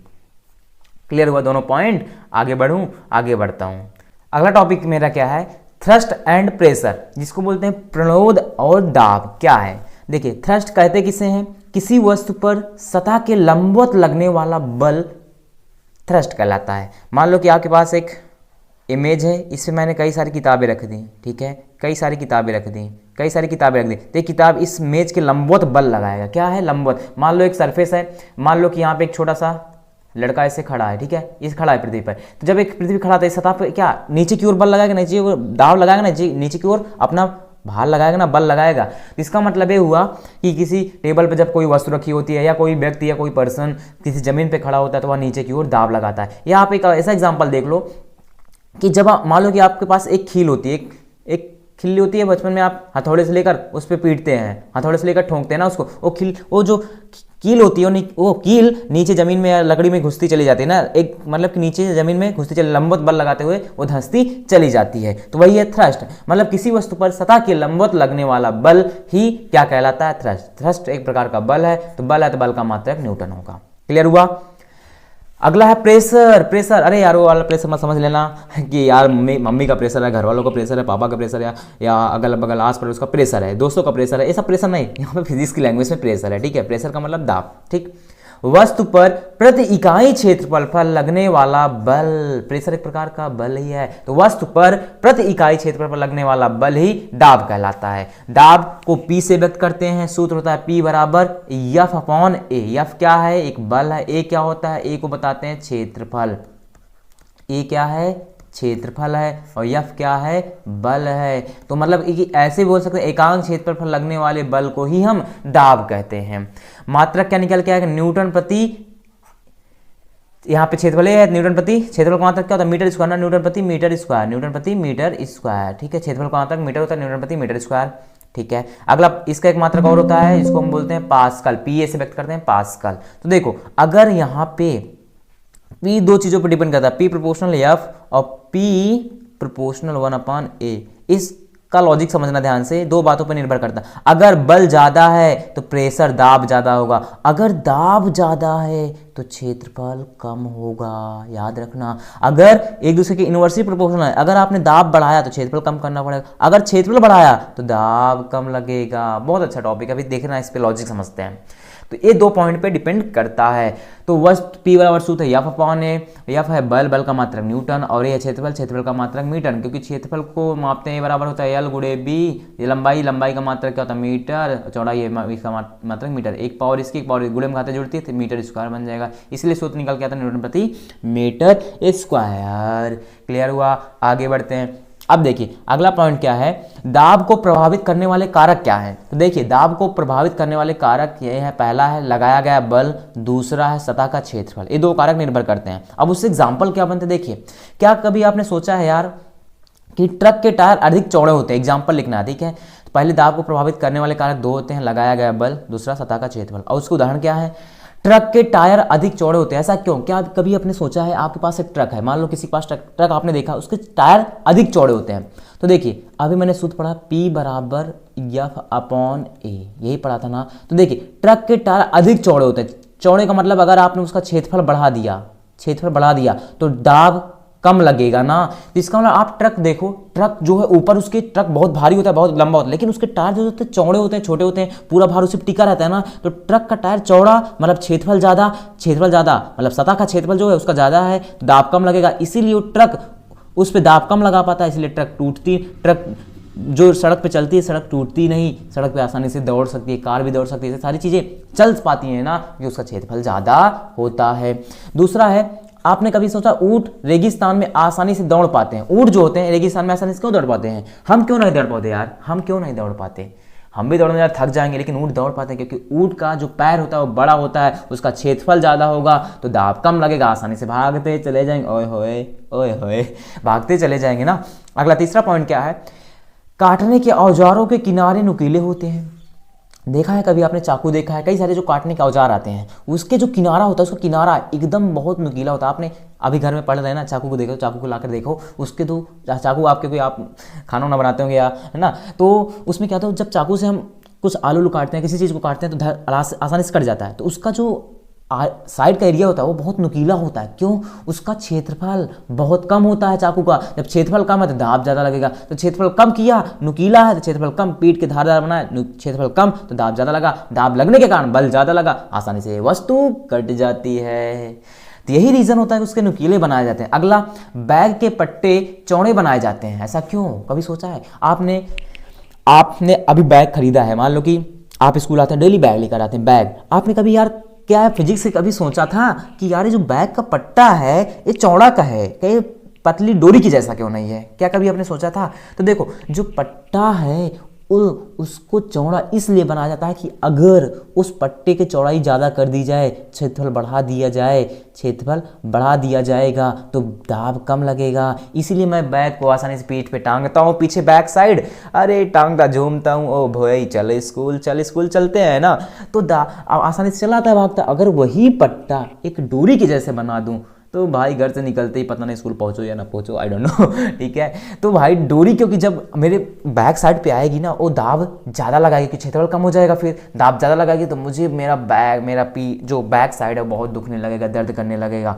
तो इससे क्या होगा, यही रीज़न होता है कि जो बैग बनाए जाते हैं उसके पट्टे चौड़े बनाए जाते हैं, ठीक। और वहीं पर आप एक एग्जाम्पल और समझ लो, जैसे मान लो कि जब आप खड़े होते हैं, मान लो कोई लड़का है कि जैसे मान लो कि एक लड़का है, यहाँ पे बनाता हूँ, ठीक है, ध्यान समझना, हंसना मत यार प्लीज़।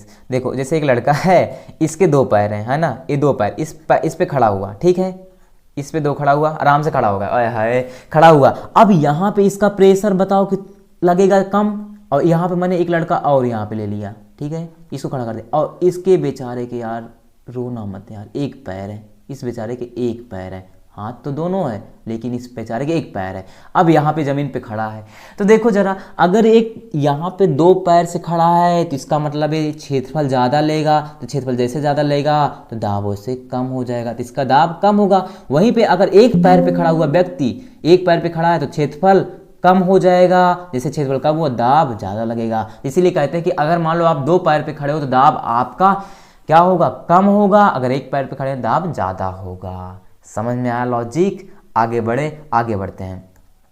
अब समझते हैं बायोंसी। बायोंसी क्या है? उत्प्लावन जिसको बोलते हैं, बायोंसी या हम कह सकते हैं थ्रस्ट भी, ठीक है। बायोंसी या बोल सकते हैं इसको अप थ्रस्ट ही बोलते हैं, बायोंसी या अप थ्रस्ट, बायोंसी या हम इसको बोल सकते हैं अप थ्रस्ट, ठीक है, जो ऊपर की ओर बल लगे। देखिए कैसे कहते हैं, देखिए समझने से पहले एक लॉजिक समझ लेना। मान लो कि आप एक प्रैक्टिकल करना यार, आप एक बॉटल लेना, बॉटल को ढक्कन से कस के बंद कर देना और वहीं पे एक बाल्टी लेना, उस बाल्टी में पानी भर देना। अब जैसे उस बाल्टी को पानी में, उस बाल्टी में जो पानी भरा है उस बॉटल को जैसे दबाएंगे यार बॉटल नीचे जा ही नहीं रहा, नीचे जा ही नहीं रहा। मतलब एक भूत वहां पे, कैसे यार कोई भूत बल लगा रहा है क्या, कोई भूत बल लगा रहा है क्या ना। तो मतलब कि जब आप एक बाल्टी लेंगे, उस बाल्टी में पानी भर देना, पूरा फुली रूप से पानी भर देना। अब एक बॉटल लेना प्लास्टिक की, उसको ढक्कन से कस के उस पानी के अंदर, उस बाल्टी के अंदर बॉटल को डालना। तो देखा वो बॉटल धीरे धीरे अंदर नहीं जाएगी, दाब लगेगी, प्रेशर लगेगा, एक दाब लगेगा, वो बॉटल ऊपर ऊपर भागेगी, ऊपर ऊपर भागेगी। मतलब कोई भूत बल लगा रहा है यार, कोई भूत बल लगा, वो भूत नहीं, वो बायोंसी है, बायोंसी है। तो आप प्रैक्टिकल करके देख लेना, प्रैक्टिकल करना जरूर, क्योंकि यार प्रैक्टिकल करने से मजा आता है, थोड़ा समझ में आता है। बाल्टी लेना, सिंपल सा पानी भर लेना, बॉटल लेना, एक बड़ी सी बॉटल लेना, उसको ढक्कन कस कर बंद कर देना। अब बॉटल में पानी मत भरना, बॉटल में पानी मत भरना, ठीक है। बॉटल को दबाना, अपने आप से उस बाल्टी के अंदर डालना। देखो वहाँ पे बल लगेगा, एक बल, जो पानी, जो वो पानी है, वो लिक्विड है, वो उस बॉटल पे बल लगाएगा, उसको ऊपर की ओर फेंकेगा, ऊपर की ओर फेंकेगा। वही है बायोंसी, वही है प्लावन। तो देखिए क्या है कि जब कोई वस्तु किसी तरल में डुबाई जाती है तो वस्तु का भार जो पृथ्वी के गुरुत्वीय बल के कारण वस्तु को नीचे की ओर, तरल उस पर ऊपर की तरफ बल लगाता है। मतलब मैं उस बॉटल को नीचे दबा रहा था, नीचे पे गुरुत्वीय बल लग रहा है, गुरुत्वीय बल के कारण लग रहा है, लेकिन वही वहां पे जो वाटर है, वो जो लिक्विड है, वह तरल ऊपर की ओर, उस ऑब्जेक्ट के ऊपर बल लगाते ऊपर की ओर जाता है। जैसे मैंने एक बाल्टी ले ली, इसमें देखो ड्रॉ भरा है, लिक्विड भरा है। जैसे मानो एक पत्थर मैंने नीचे डाला, तो मान लो एक थोड़ा सा पत्थर, थोड़ा यहाँ पे पत्थर ऐसा भी हो सकता है, या तो फूली तरीके से डूबा हो, या तो फूली तरीके से डूबा हो, ठीक है, पूर्ण रूप से डूबा हो, या तो थोड़ा सा डूबा हो, या थोड़ा सा बाहर हो, ऐसा भी हो सकता है। तो देखिए जब नीचे डूबता है तो नीचे भार लगता है, मतलब W, नीचे भार लगता है इस जल पे, और ऊपर ये जो लिक्विड है वो ऊपर की ओर इस वस्तु को ठेलता है, ऊपर की ओर बल लगाता है, अपवर्ड, अपथ्रस्ट लगाता है, अपवर्ड बल लगाता है, अपवर्ड फोर्स लगाता है। क्या लगाता है? एक अपवर्ड अपथ्रस्ट लगाता है, मतलब कि अब ऊपर लिक्विड जो है वह ऑब्जेक्ट को ऊपर की ओर ठेलता है। मैं तो ऑब्जेक्ट को डाला नीचे भार लगा रहा हूँ ना, भार मतलब ताकि वस्तु का भार नीचे पानी में डूब जाए, लेकिन पानी भी तो है, लिक्विड भी तो बल लगाएगा, ऊपर की ओर उस वस्तु को ठेलता रहता है। यही है बायोंसी, यही उत्प्लावन। मतलब जब कोई वस्तु किसी तरल में डुबाई जाती है तो वस्तु का भार जो पृथ्वी के गुरुत्वीय बल के कारण वस्तु को नीचे की ओर, तरल उस पर ऊपर की तरफ बल लगाता है। बस वही लिक्विड भी ऑब्जेक्ट पर बल लगाती है, वही उत्प्लावन, that is called buoyancy, that is उत्प्लावन। यही है थ्रस्ट। क्लियर हुआ? समझ में आया? तो अब हमारा टॉपिक क्या है? घनत्व, मतलब डेंसिटी। डेंसिटी क्या है? घनत्व कहते हैं किसे? देखिए किसी पदार्थ का एकांक आयतन द्रव्यमान घनत्व कहलाता है अगर पदार्थ का द्रव्यमान m, स्मॉल m और आयतन v हो तो। एकांक आयतन द्रव्यमान को ही घनत्व कहते हैं। तो घनत्व का सूत्र होता है घनत्व बराबर द्रव्यमान बटे आयतन, और घनत्व को रो से व्यक्त करते हैं। देखो इसको क्या पढ़ा जाता है? रो। क्या पढ़ा जाता है? रो। ऐसे बनाते हैं, ऐसे, ठीक है, इसको रो पढ़ा जाता है। घनत्व को रो से व्यक्त करते हैं, घनत्व बराबर द्रव्यमान बटे आयतन। इसका सूत्र क्या बनेगा? घनत्व को रो से व्यक्त करेंगे, द्रव्यमान यम से और आयतन v, तो रो बराबर यम बटे v बन जाएगा। मात्रक निकालूंगा, देखो द्रव्यमान है, द्रव्यमान का मात्रक क्या होता है? किलोग्राम, और बटे में क्या है? आयतन। और आयतन को किस में मापा जाता है? लंबाई गुणे चौड़ाई गुणे ऊंचाई, तो तीनों मीटर में होता है, यम गुणे यम। 3 बार पावर चढ़ जाएगी, पावर जुड़ के तो कितनी बन जाएगी? यम की क्यूब ना। तो यहाँ पे घनत्व का जो मात्रक बनेगा किलोग्राम प्रति मीटर क्यूब। अगर किलोग्राम को ग्राम में बदलेंगे ग्राम, और मीटर को सेंटीमीटर बदल देंगे ग्राम प्रति सेंटीमीटर क्यूब, तो दोनों मात्रक हो जाएगा किसका? घनत्व का। ठीक है, आगे बढ़ते हैं। अगला क्या है? अब घनत्व से रिलेटेड कुछ टॉपिक क्या है, कुछ कंसेप्ट क्या है? किसी वस्तु का घनत्व, अगर मान लो कोई ऑब्जेक्ट है, उसका डेंसिटी, उसका घनत्व ज़्यादा है, तो तरल का घनत्व से ज़्यादा है तो वस्तु क्या होगी? तरल में डूब जाती है। जैसे लोहे की कील होती है, जैसे एग्जाम्पल होती है, कैसा एग्जाम्पल में आप यहाँ पे लिख सकते हैं, लोहे की कील। क्या? लोहे की कील। मतलब कोई ऑब्जेक्ट है, उसका अगर घनत्व ज़्यादा है पानी के घनत्व से, तो तरल में वह पानी में, मतलब वस्तु तरल में, फ्लूइड में वह डूब जाएगी वस्तु। ठीक है, अगला है, अगर किसी वस्तु का यहाँ पे लिखेंगे क्या? घनत्व। अगर किसी वस्तु का घनत्व तरल के घनत्व से कम है, ये क्या बोलता था? लेस देन, मतलब कि कम होगा, घनत्व कम होगा किसी वस्तु का घनत्व तरल के घनत्व से, तो वस्तु तरल पे तैरेगी, मतलब वस्तु उस फ्लूइड पे तैरेगी। मान लो कि कोई वस्तु लाया, उसका घनत्व कम है पानी के घनत्व से, क्योंकि पानी का घनत्व ज़्यादा है। जब पानी का घनत्व ज़्यादा है तो वस्तु तैरने लगती है। अगला पॉइंट क्या है, अगर किसी वस्तु का घनत्व बराबर है तरल के घनत्व के, दोनों का घनत्व बराबर, डेंसिटी बराबर, तो क्या होगी, वस्तु हवा में लटकी रहती है। ठीक है, तो यहाँ पे आप दूसरे वाले में एग्जांपल ले सकते हैं, जैसे लकड़ी का गुटका, लकड़ी का गुटका, तो क्या होता है, इसका क्या होता है, घनत्व तो और बहुत कम होता है और पानी का घनत्व ज़्यादा, इसलिए इसको तैराते रहते हैं। क्लियर हुआ, आगे बढ़ते हैं। अब मोस्ट यहाँ पे प्रिंसिपल, इंपॉर्टेंट प्रिंसिपल आ रहा है, क्या मोस्ट इंपॉर्टेंट प्रिंसिपल, इससे तो बहुत सारा लॉजिक है, समझना है इसको ध्यान से। आर्किमिडीज का सिद्धांत, आर्किमिडीज प्रिंसिपल। तो देखो क्या कहते हैं आर्किमिडीज भैया, कि जब किसी वस्तु को किसी तरल में पूर्णतः या अंशतः डुबोया जाता है, मतलब कि कोई आपके पास द्रव है, उसमें किसी ऑब्जेक्ट को, किसी वस्तु को पूर्ण रूप से डुबो दो या तो थोड़ा सा डुबो दो, तब वस्तु पर ऊपर की तरफ लगने वाला एक बल का अनुभव करती है। मतलब वस्तु जब पानी में डूबती है तो पानी भी उस वस्तु को ऊपर अपथ्रस्ट लगाता है, एक फोर्स लगाता है, अनुभव करती है। यह बल वस्तु द्वारा विस्थापित तरल के बराबर होता है। यह बल वस्तु द्वारा विस्थापित तरल के बराबर। मान लो कि मैंने यहाँ पे एक बाल्टी ले ली, ठीक है, इसमें मैंने तरल मतलब कि फ्लूइड को भर दिया, वाटर को भर दिया, ठीक है, और जैसे वाटर को मैंने भरा, इसमें मैं यहाँ पे एक ऑब्जेक्ट को गिराया, तो देखो जैसे एक ऑब्जेक्ट गिरेगा, मान लो एक पत्थर इसमें गिराया, तो ये पत्थर का जितना एरिया है, मतलब ये जितना वॉल्यूम घेरेगा, जितना वॉल्यूम घेरेगा उतना ही नीचे का तो पानी हटाएगा, नीचे का पानी हटा के हटेगा ना। याद करो जब भी आप तालाब में या नदी में पत्थर मारते हो, जैसे मैं पत्थर मारता हूँ तो पत्थर जिस नदी में जहाँ पे गिरेगा, जितना बड़ा उसका एरिया, जितना क्षेत्रफल घेरेगा उतना ही पानी तो हटाएगा ना, उतना ही। क्या पूरे समुद्र का पानी हटा देता है? नहीं ना।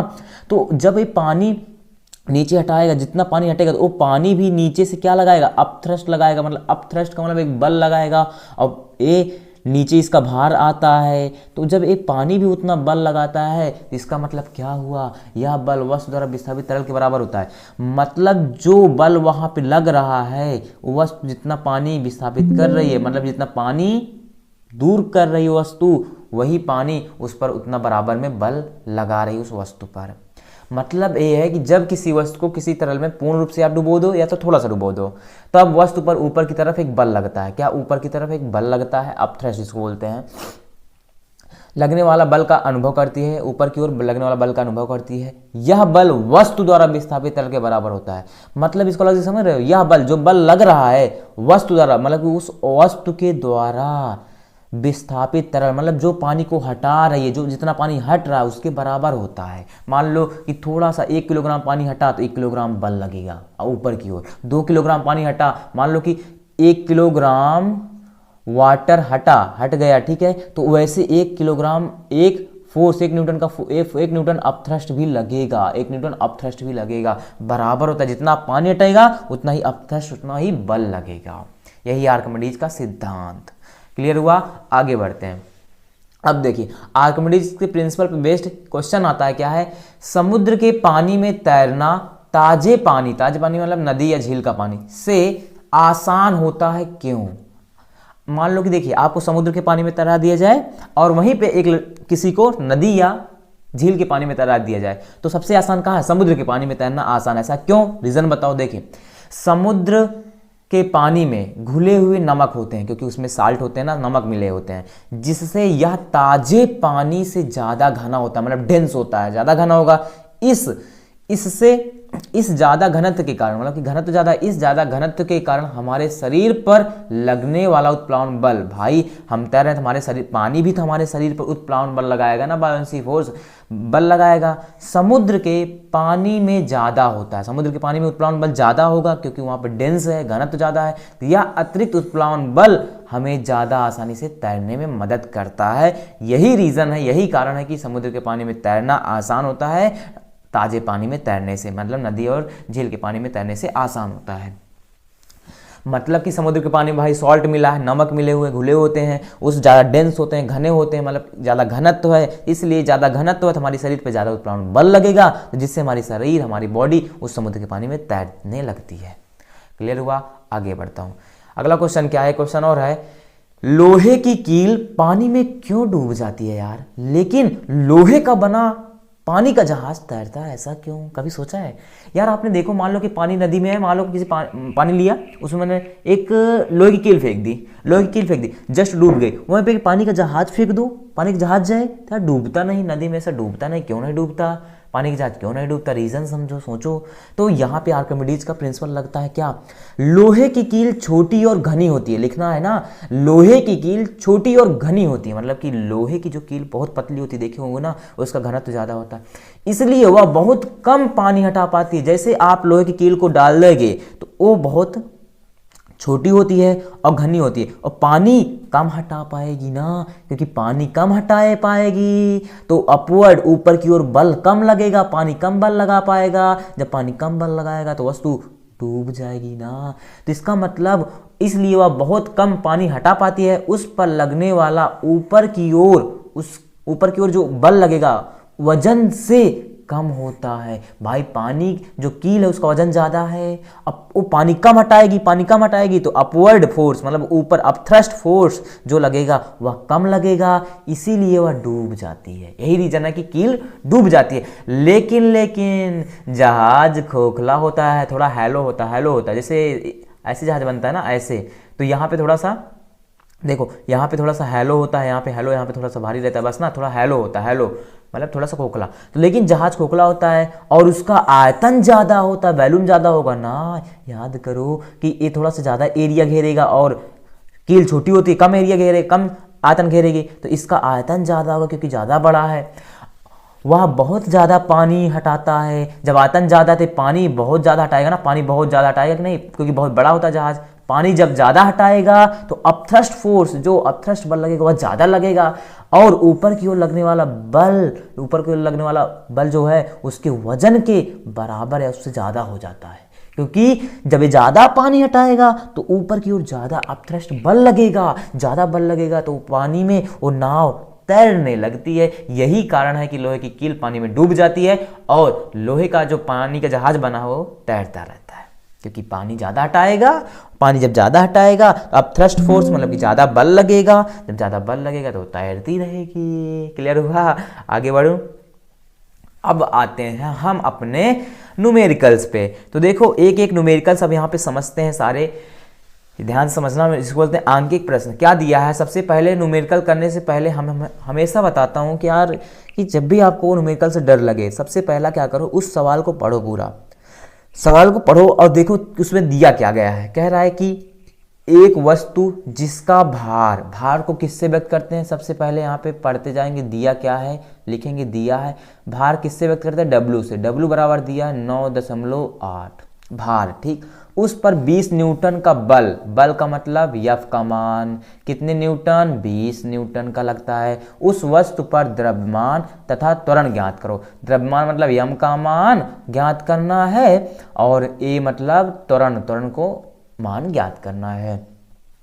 तो सबसे पहले यहाँ पे हमने लिख लिया क्या दिया है। अब यहाँ से सूत्र लगाओ। तो देखिए पहले द्रव्यमान ज्ञात करना था, भार में एक सूत्र था W बराबर mg, मैंने पढ़ा था ना, W बराबर mg। द्रव्यमान ज्ञात करना है तो भार कितना है? 9.8 बराबर द्रव्यमान गुणे g का मान याद हो तुम्हें 9.8 होता है ना, इससे कैंसल तो कट गया पूरा, क्या बचेगा? 1, तो m बराबर 1, तो द्रव्यमान कितना मिल गया? 1 किलोग्राम। ठीक है, द्रव्यमान कितना मिल जाएगा? 1 किलोग्राम।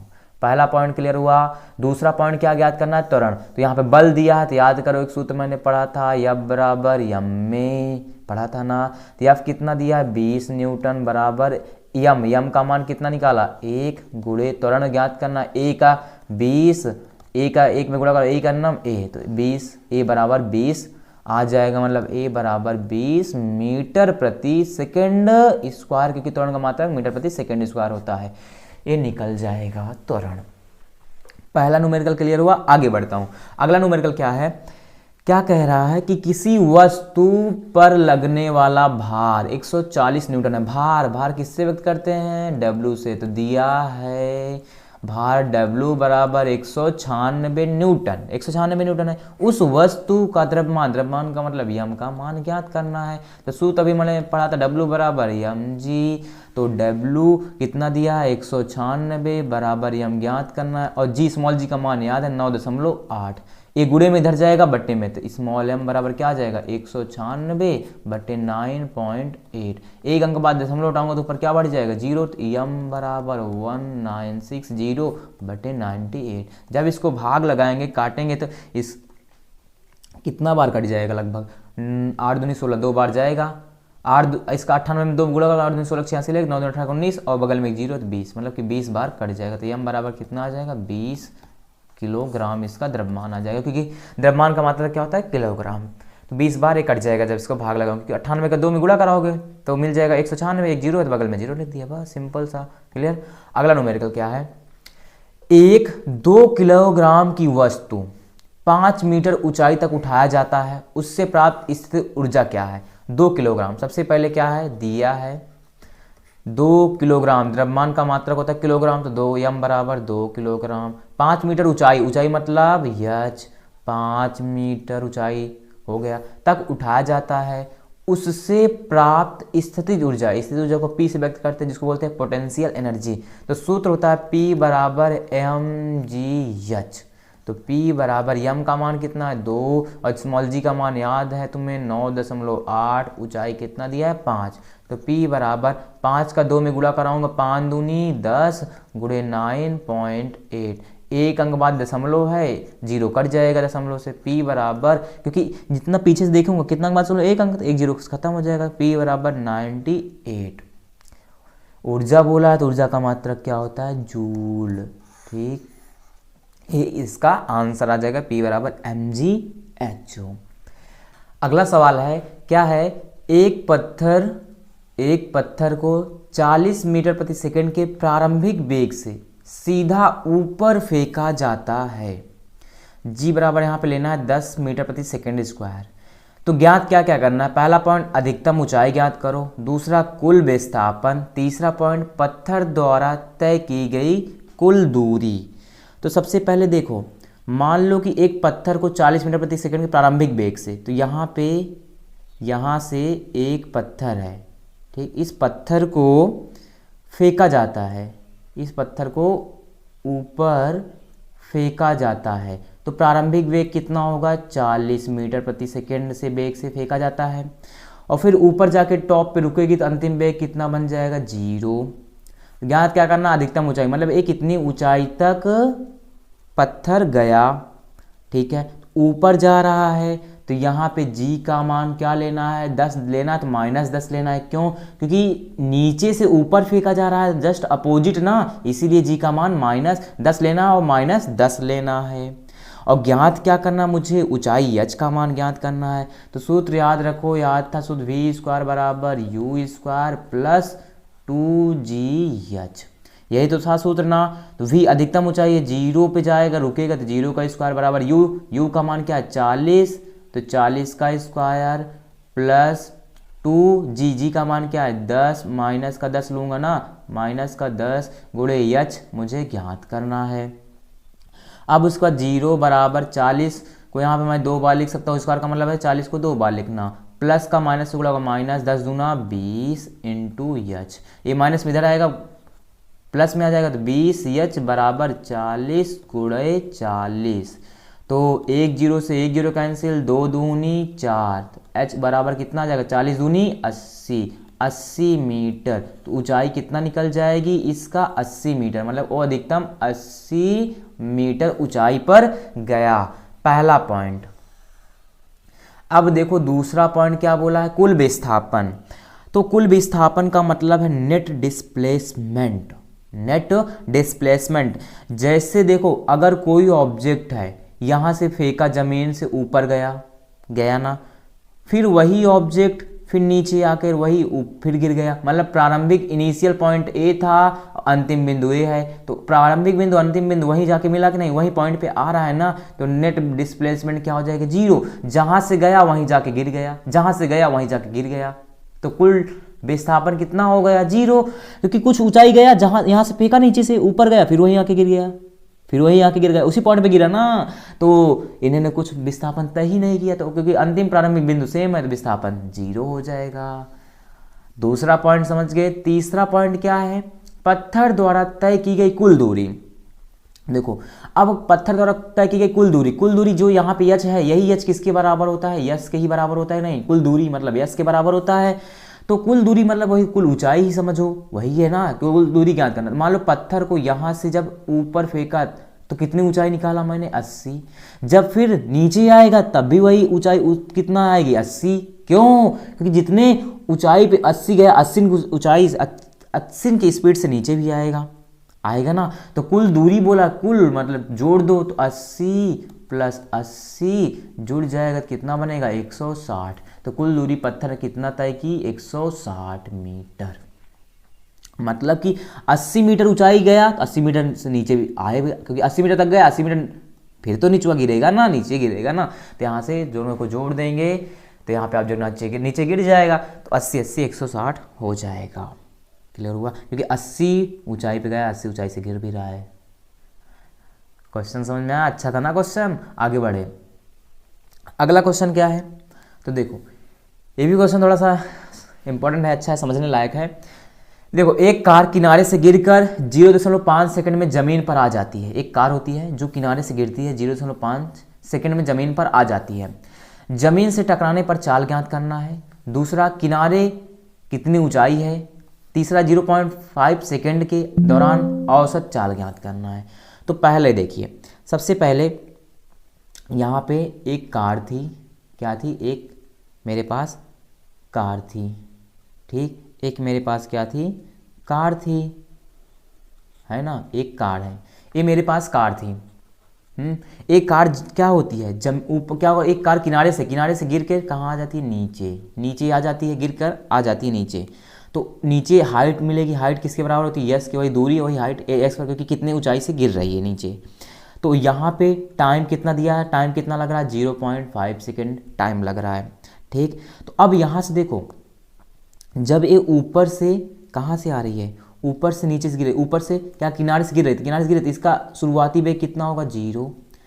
जब 0 आएगा, जब यहाँ से गिरेगी तो अंतिम वेग क्या, जमीन से टकराने पर चाल ज्ञात करना था, अंतिम वेग ज्ञात करना है इसका जमीन से टकराने पर। जैसे जमीन पे आएगी, नीचे टकराएगी तो उसका अंतिम वेग मतलब v का मान ज्ञात करना है।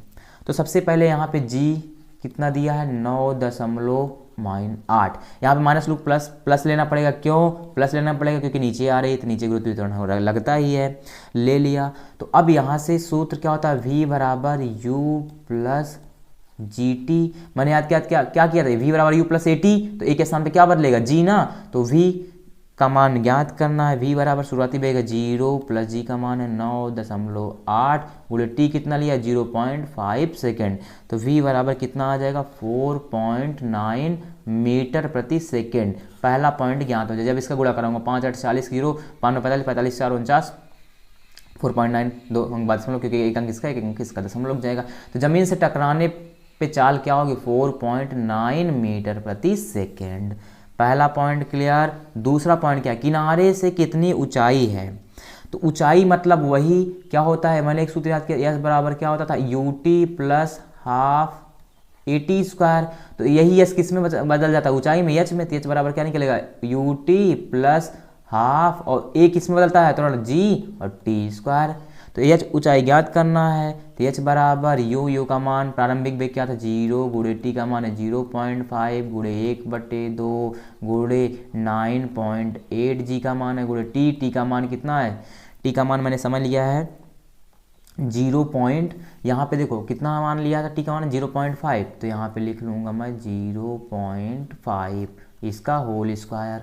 तो अब एच बराबर 0.5 के इसमें 0 में गुणा होगा 0 ही आएगा। तो बचा क्या, 9.1 का 1 में गुणा करो 9.8 है ना, 9.8 क्या, 9.8 नीचे 2 गुणा, अब इसका स्क्वायर लगाओ, 5 का स्क्वायर 25, एक अंक बाद दशमलव, 2 अंक बाद पीछे दशमलव चला जाएगा, तो 0 बन जाएगा। क्लियर हुआ कि नहीं। तो यहाँ पे मेरे पास जब अब मान लो कि मैं इसका गुणा कराऊंगा, कितने गुणा कराऊंगा, जब आप 98 यहाँ पे गुणा कर लेना 9 पॉइंट, जब 8 का गुणा हम लोग करेंगे 0.25 में, 9.8 का गुणा, 5 का स्क्वायर कितना होता है 25, एक अंक बाद दशमलव तो 2 अंक बाद दशमलव चला जाएगा क्योंकि 0.5 था ना। तो जब मैं इसका गुणा करूँगा 9.8 में, 9.8 का जब आप गुणा कराएंगे, देखो यहाँ पे मेरे पास क्या था 9.8 ना, 9.8 जब इसका गुणा कराऊंगा तो इसमें कितना आ जाएगा मेरे पास आ जाएगा 2.45, कितना आ जाएगा ऊंचाई 2.45 मीटर ऊंचाई। ठीक, अब लेकिन इसके बाद बगल में 2 भी है ना, इसको 2 से भाग भी देना है, तो इसका जब 2 से भाग दोगे तो काटोगे तो कितना आ जाएगा 1.225 मीटर, यही इसकी ऊंचाई निकल के आ जाएगी। क्लियर हुआ, कितना ऊंचाई आ गई 1.225। अब तीसरा पॉइंट क्या बोला है, तीसरा पॉइंट बोला है 0.5 सेकंड के दौरान औसत चाल। औसत चाल मेरे पास कुल चाल का मतलब है, औसत चाल क्या होता है टोटल कुल विस्थापन, औसत चाल बराबर क्या होता है सूत्र कुल विस्थापन बटे कुल समय, यही तो इसका सूत्र होता है। तो कुल विस्थापन मतलब कुल दूरी कितना तय की 1.225, नीचे टाइम लग रहा है 0.5। जब इसको भाग दूंगा मैं तो यहाँ पे जब इसको आप भाग देंगे 0.5 से तो काटेगा तो क्या हो जाएगा, इसका आंसर आ जाएगा 2.450 इसका ये फाइनली आंसर आ जाएगा। औसत चाल, कुल औसत चाल आ जाएगी। ठीक है, मीटर प्रति सेकंड में इसको हम लिख देंगे, मीटर प्रति सेकंड में। तो ये थोड़ा सा लॉजिकल क्वेश्चन था, समझ में आया कि नहीं, क्लियर हुआ ना। अब अगला सवाल मेरा क्या है कि 10 मीटर ऊंचाई से गिरती वस्तु की जमीन पर पहुंचने से ठीक पहले की गति निकालें। ठीक पहले मतलब कि कोई वस्तु 10 मीटर की ऊंचाई से गिर रही है तो जमीन पे पहुंचने से ठीक पहले, मतलब कि जमीन पर वो गिरी नहीं है तब भी उसका गति बताओ। तो यहाँ पे देखो जब कोई 10 मीटर की ऊंचाई से, ऊंचाई कितना दिया है 10 मीटर, तो यहाँ पे सबसे पहले मैंने लिख लिया है, दिया है ऊंचाई मतलब 10 मीटर। मान लो कि आप ऐसे 10 मीटर ऊंचा कोई पेन पकड़े, 10 मीटर ऊंचाई ऊपर से गिराऊंगा तो उस समय जब मैं 10 मीटर ऊंचाई पे ले गया पेन, उस समय वो वस्तु क्या होगी स्थिर रहेगी ना, तो उसका प्रारंभिक वेग क्या रहेगा 0, क्योंकि जब मैं प्रारंभिक वेग किससे व्यक्त करता हूँ u से, u का मान क्या लूंगा 0, क्योंकि जब वस्तु ऊपर से छोड़ूंगा तो छोड़ने से पहले जब मैं ऊंचाई पे ले गया 10 मीटर ऊंचाई पे, वहां पे रुका हूं ना विरामावस्था में हो, तो उस तरह प्रारंभिक वेग क्या हो जाएगा 0। तो जब छोड़ूंगा, जब छोड़ने के बाद अंतिम वेग पूछ रहा है जमीन में इससे गिरने से पहले, तो v का मान तुम्हें निकालना है। क्लियर हुआ। तो यहाँ पे सूत्र क्या लगेगा, याद किए थे v स्क्वायर बराबर u स्क्वायर प्लस का 2gh। तो v स्क्वायर का मान ज्ञात करना, u का मान 0 होगा क्योंकि जब वस्तु ऊपर है तो ऊपर से पहले गया हूँ 10 मिनट, वहाँ पे रुकूंगा थोड़ी देर ना, रुका रहूँगा तभी छोड़ूंगा तो प्रारंभिक वेग 0 हो जाएगा। इंटू 2g का मान याद है 9.8 गुणे h का मान कितना है 10। अब उसके बाद v स्क्वायर बराबर, अब देखो 0 का मतलब 0 का स्क्वायर करूँगा 0, 0 का मतलब कुछ नहीं है, फिर उसके बाद क्या बचा 1 0 से 1 दशमलव कट जाएगा तो क्या बचा 2 गुणे 98, v स्क्वायर बराबर 2 का इसमें गुणा कराऊँ 2 8 16 की 86 लेख 2 9 18 18 19 196, स्क्वायर हटाऊंगा तो इस पर क्या लग जाएगा रूट, और 196 किसका स्क्वायर होता है 14 का, तो v अंतिम वेग उसका हो जाएगा 14 मीटर प्रति सेकंड। मतलब कि वस्तु का जो गति होगा, वेग होगा, वह गिरने से पहले ठीक पहले 14 मीटर प्रति सेकंड के वेग से रहेगी। क्लियर हुआ। यही सूत्र मैंने पढ़ा था, इसी सूत्र से मैंने इसको लगाया क्योंकि यहाँ पे GH है और U का मान है, बस यही देकर पूछा था। क्लियर हुआ सवाल। आगे बढ़ता हूँ। अब फिर एक सवाल आ गया मेरे पास, क्या कह रहा है कि दो वस्तुओं के द्रव्यमान 5 किलोग्राम और 6 किलोग्राम है और उनके बीच की दूरी 2 मीटर है, उनके बीच गुरुत्वाकर्षण बल निकालें। तो एक पहला एक वस्तु, दूसरा ये वस्तु, इनके बीच की दूरी कितना है 2 मीटर है, इनके बीच की दूरी 2 मीटर है। पहले वस्तु कितनी द्रव्यमान की है 5 kg की है, दूसरी है 6 kg की। तो गुरुत्वाकर्षण बल का मान ज्ञात करना है। तो पहला यहाँ पे दिया क्या है, m1 बराबर 5 किलोग्राम 5 kg, अगला m2 दूसरा दिया 6 kg, और दूरी को r से व्यक्त करता हूँ गुरुत्वाकर्षण में ना, तो यहाँ पे दूरी को आप d से भी व्यक्त कर सकते हैं, डिस्टेंस, ठीक है। तो r बराबर किसी भी सवाल में मतलब कि डिस्टेंस d से भी दिखा सकते हैं, गलत नहीं रहेगा। तो r बराबर 2 मीटर। बल ज्ञात करना है f का मान, तो अभी मैंने पढ़ा था सूत्र, f बराबर क्या होता है, g m1 m2 बटे r स्क्वायर। तो f का मान ज्ञात करना है, बल g का मान याद हो 6.67 गुणे 10 की पावर माइनस 11 गुणे पहला m1 का मान कितना है 5, दूसरा m2 6, नीचे कितना r स्क्वायर, r के स्थान पे क्या है 2 का स्क्वायर करेंगे, ठीक है। यहाँ पे 2 का स्क्वायर, तो 2 का स्क्वायर करना है क्योंकि स्क्वायर होता है r स्क्वायर, तो यहाँ पे गुणा कराऊंगा, देखो यहाँ पे 6.67 गुणे 10 की पावर माइनस 11 गुणे 6 का 5 में गुणा करो, 6 पंचे 30, ठीक। अब उसके बाद 6 पंचे 30 और 2 का स्क्वायर करूँगा 4, 2 का स्क्वायर करूँगा तो क्या हो जाएगा 4 हो जाएगा ना। तो अब उसके बाद इस 4 से इसके भाग दो पहले, तो इसका क्या ज्ञात कर रहा हूँ, बल ना f बराबर क्या आ जाएगा 6.67 गुणे 10 की पावर माइनस 11। जब 4 से 30 को भाग दूंगा, 4 सत्ते 28, 7 बार जाएगा, फिर कितना बचेगा 2 पॉइंट लगाऊंगा 0, 4 पंचे 20, 7.5 कट जाएगा, इससे काट दिया। अब इसका बल यहाँ से f बराबर जब 6.67 का गुणा 7.5 में कराऊंगा तो इसका आएगा 50.025 गुणे 10 की पावर माइनस 11 न्यूटन आ जाएगा। जब आप इसका गुणा करना 7.5 का 6.67, मतलब कि 7 से गुणा कराओगे, दशमलव लगा देना, उसके बाद 3 अंक बाद, क्योंकि 1 अंक इसका है 2 अंक इसका, तो इसको जब आगे सॉल्व करूंगा तो 5 गुणे 10 की पावर माइनस, मैं इसको लिख सकता हूँ 10, क्योंकि जब दशमलव को इसको पीछे यहाँ पे ले आऊँगा 1 अंक, तो बाईं ओर घात क्या होती घट जाएगी, तो यह बराबर आ जाएगा डायरेक्ट 5 गुणे 10 की पावर माइनस 10 न्यूटन, क्योंकि दशमलव को जब इधर लाऊंगा 5.0 करूंगा तब, क्योंकि बाईं ओर ला रहा हूँ घात बढ़ती है, प्लस में बढ़ेगी तो 11 में से जाएगा माइनस 10 आ जाएगा इसका आंसर। क्लियर हुआ? आगे सवाल देखता हूँ। अगला सवाल क्या है, 2 किलोग्राम की वस्तु 10 मीटर प्रति सेकंड की गति से ऊपर फेंकी गई, उसकी सबसे अधिक ऊंचाई क्या होगी। तो सबसे पहले यहाँ पे देखो मेरे पास दिया क्या गया है, दिया है 2 किलोग्राम, किलोग्राम द्रव्यमान का मात्रक है 2 किलोग्राम, ठीक है। 10 मीटर प्रति सेकंड की गति से ऊपर फेंकी गई, 10 मीटर प्रति सेकंड के ऊपर फेंकी गई, तो शुरुआत में मतलब प्रारंभिक वेग 10 मीटर प्रति सेकंड से फेंकी गई, उस सबसे अधिक ऊंचाई क्या होगी, मतलब कि जाने के बाद उसकी लास्ट ऊंचाई क्या रहेगी। अब मान लो कि जब ऊपर जाएगी वस्तु तो अंतिम वेग क्या बनेगा 0, क्योंकि ऊपर जाके रुक के थोड़ा तभी तो नीचे आएगी ना, ऊपर जाएगी एक निश्चित ऊंचाई तक, रुकी निश्चित ऊंचाई तक गई, मतलब कि वेग उसका अंतिम वेग क्या होगा 0, फिर नीचे फिर आराम से गिरेगी, तो वही उसी के लिए ऊंचाई मुझे ज्ञात करना है। तो सूत्र क्या था, v स्क्वायर बराबर u स्क्वायर प्लस का 2gh, ये सूत्र होता है।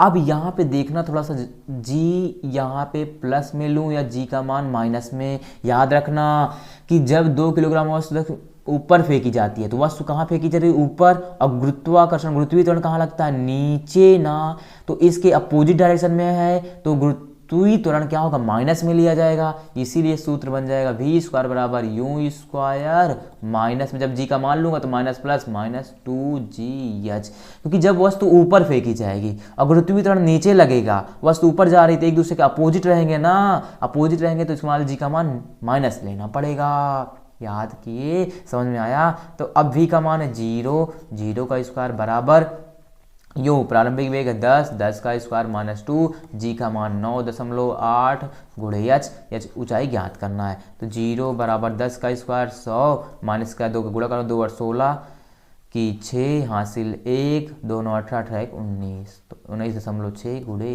एच, ठीक है।